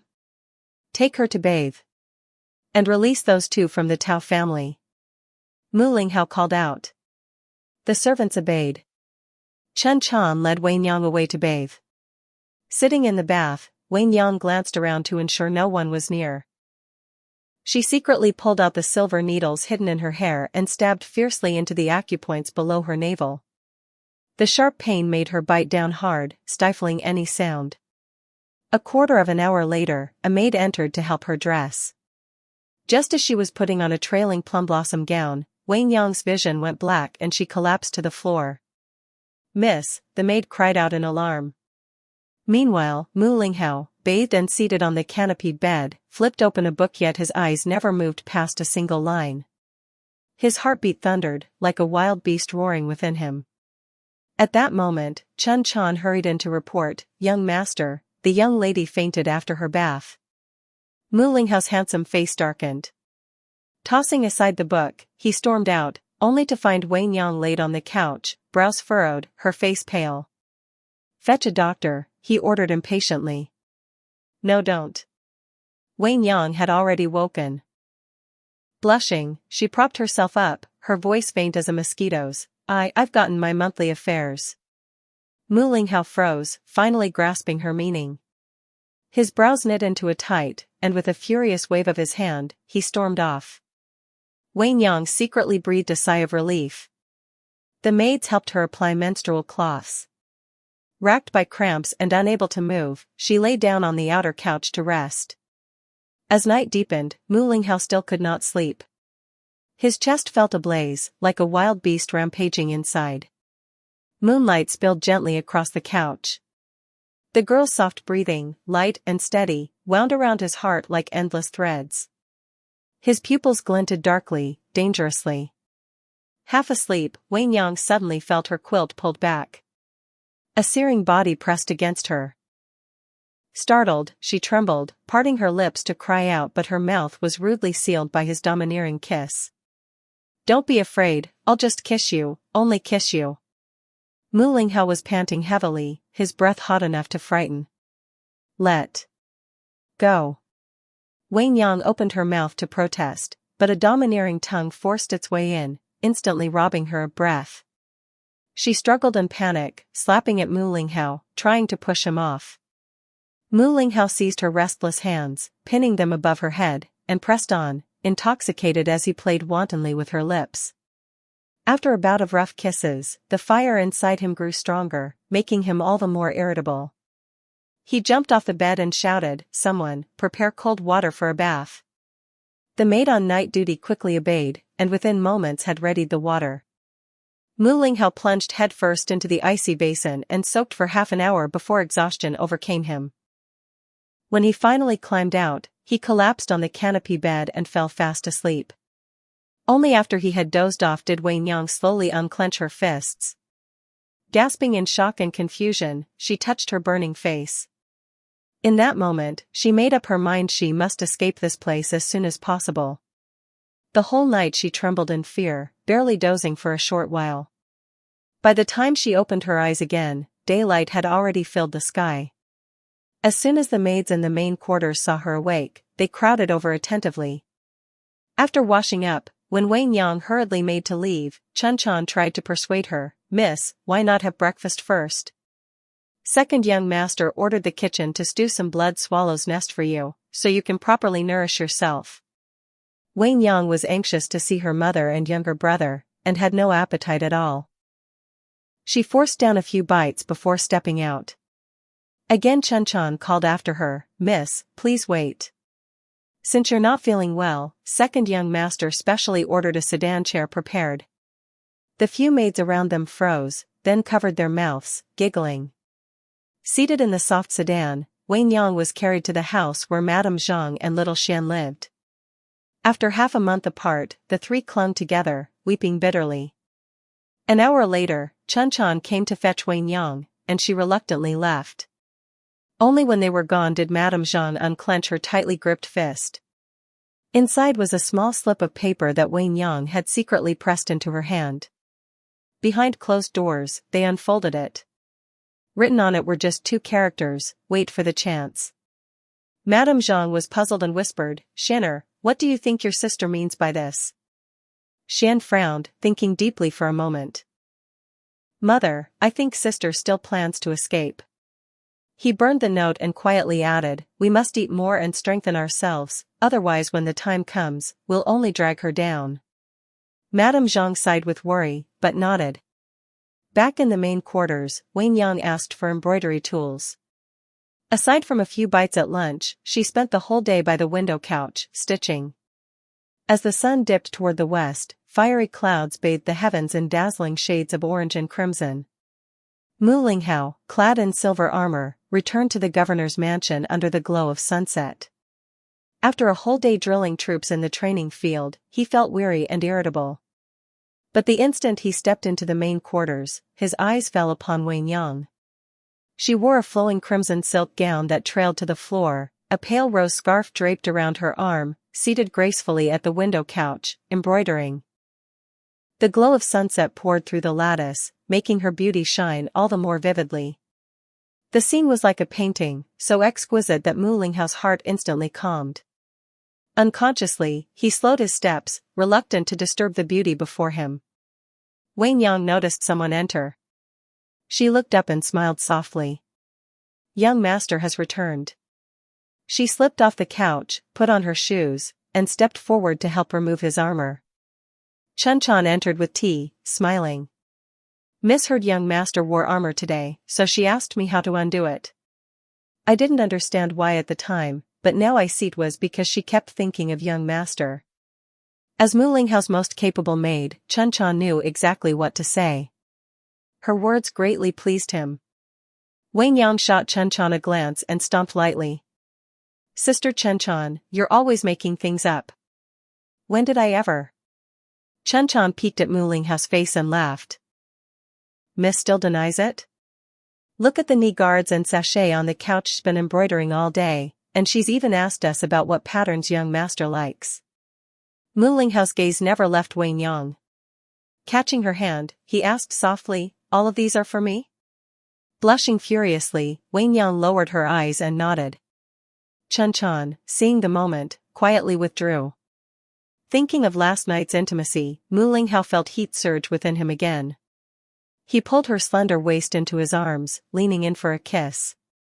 Wenyang braced her arms against his chest, but how could she resist his strength? Half pushing, half yielding, she once again endured his fervent kisses until she nearly suffocated. Only then did he release her. Panting, Mu Linghao whispered hotly in her ear, When can you finally do it? Wenyang's cheeks flushed crimson. She raised her small fist to pound lightly on his chest, casting him a sidelong glance before biting her lip. My time of the month is irregular. Sometimes 10 days, sometimes half a month. What? Mu Linghao blurted in shock. Though he had never lain with a woman, he had heard enough to know such a thing shouldn't last that long. Suspicious, he summoned a physician to check. After taking her pulse, the doctor confirmed exactly what Wenyang had said, sighing that this young lady must carefully nurse her health, otherwise her ability to bear children could be affected in the future. Mu Linghao's spirits deflated like a punctured drum. He collapsed onto the couch. When Wenyang came to serve tea, he grumbled irritably, If your body isn't convenient, then stop coming to tease me. Go back to your own room and stay there. Biting her lip, Wenyang's eyes welled with tears of grievance. Feeling a pang of guilt, Mu Linghao pulled her into his arms, nuzzling her neck. To see but not to taste, you're trying to torment me to death, aren't you? Don't be sad. In a few days, I'll take you to Yuzhou Prefecture for a trip. Yuzhou Prefecture? Wenyang's heart jolted. Hadn't Yuzhou Prefecture not yet been conquered? How could he go there? Mu Linghao pinched her cheek teasingly. Didn't you say you had vital military intelligence about Yuzhou Prefecture? When I meet your prefectural governor, I'll tell him you were trying to sell secrets. The two bantered for a while before Wenyang returned to her own quarters. That night, lying on her bed, she turned the thought over and over. Had Mu Linghao already managed to win over Yuzhou's prefect?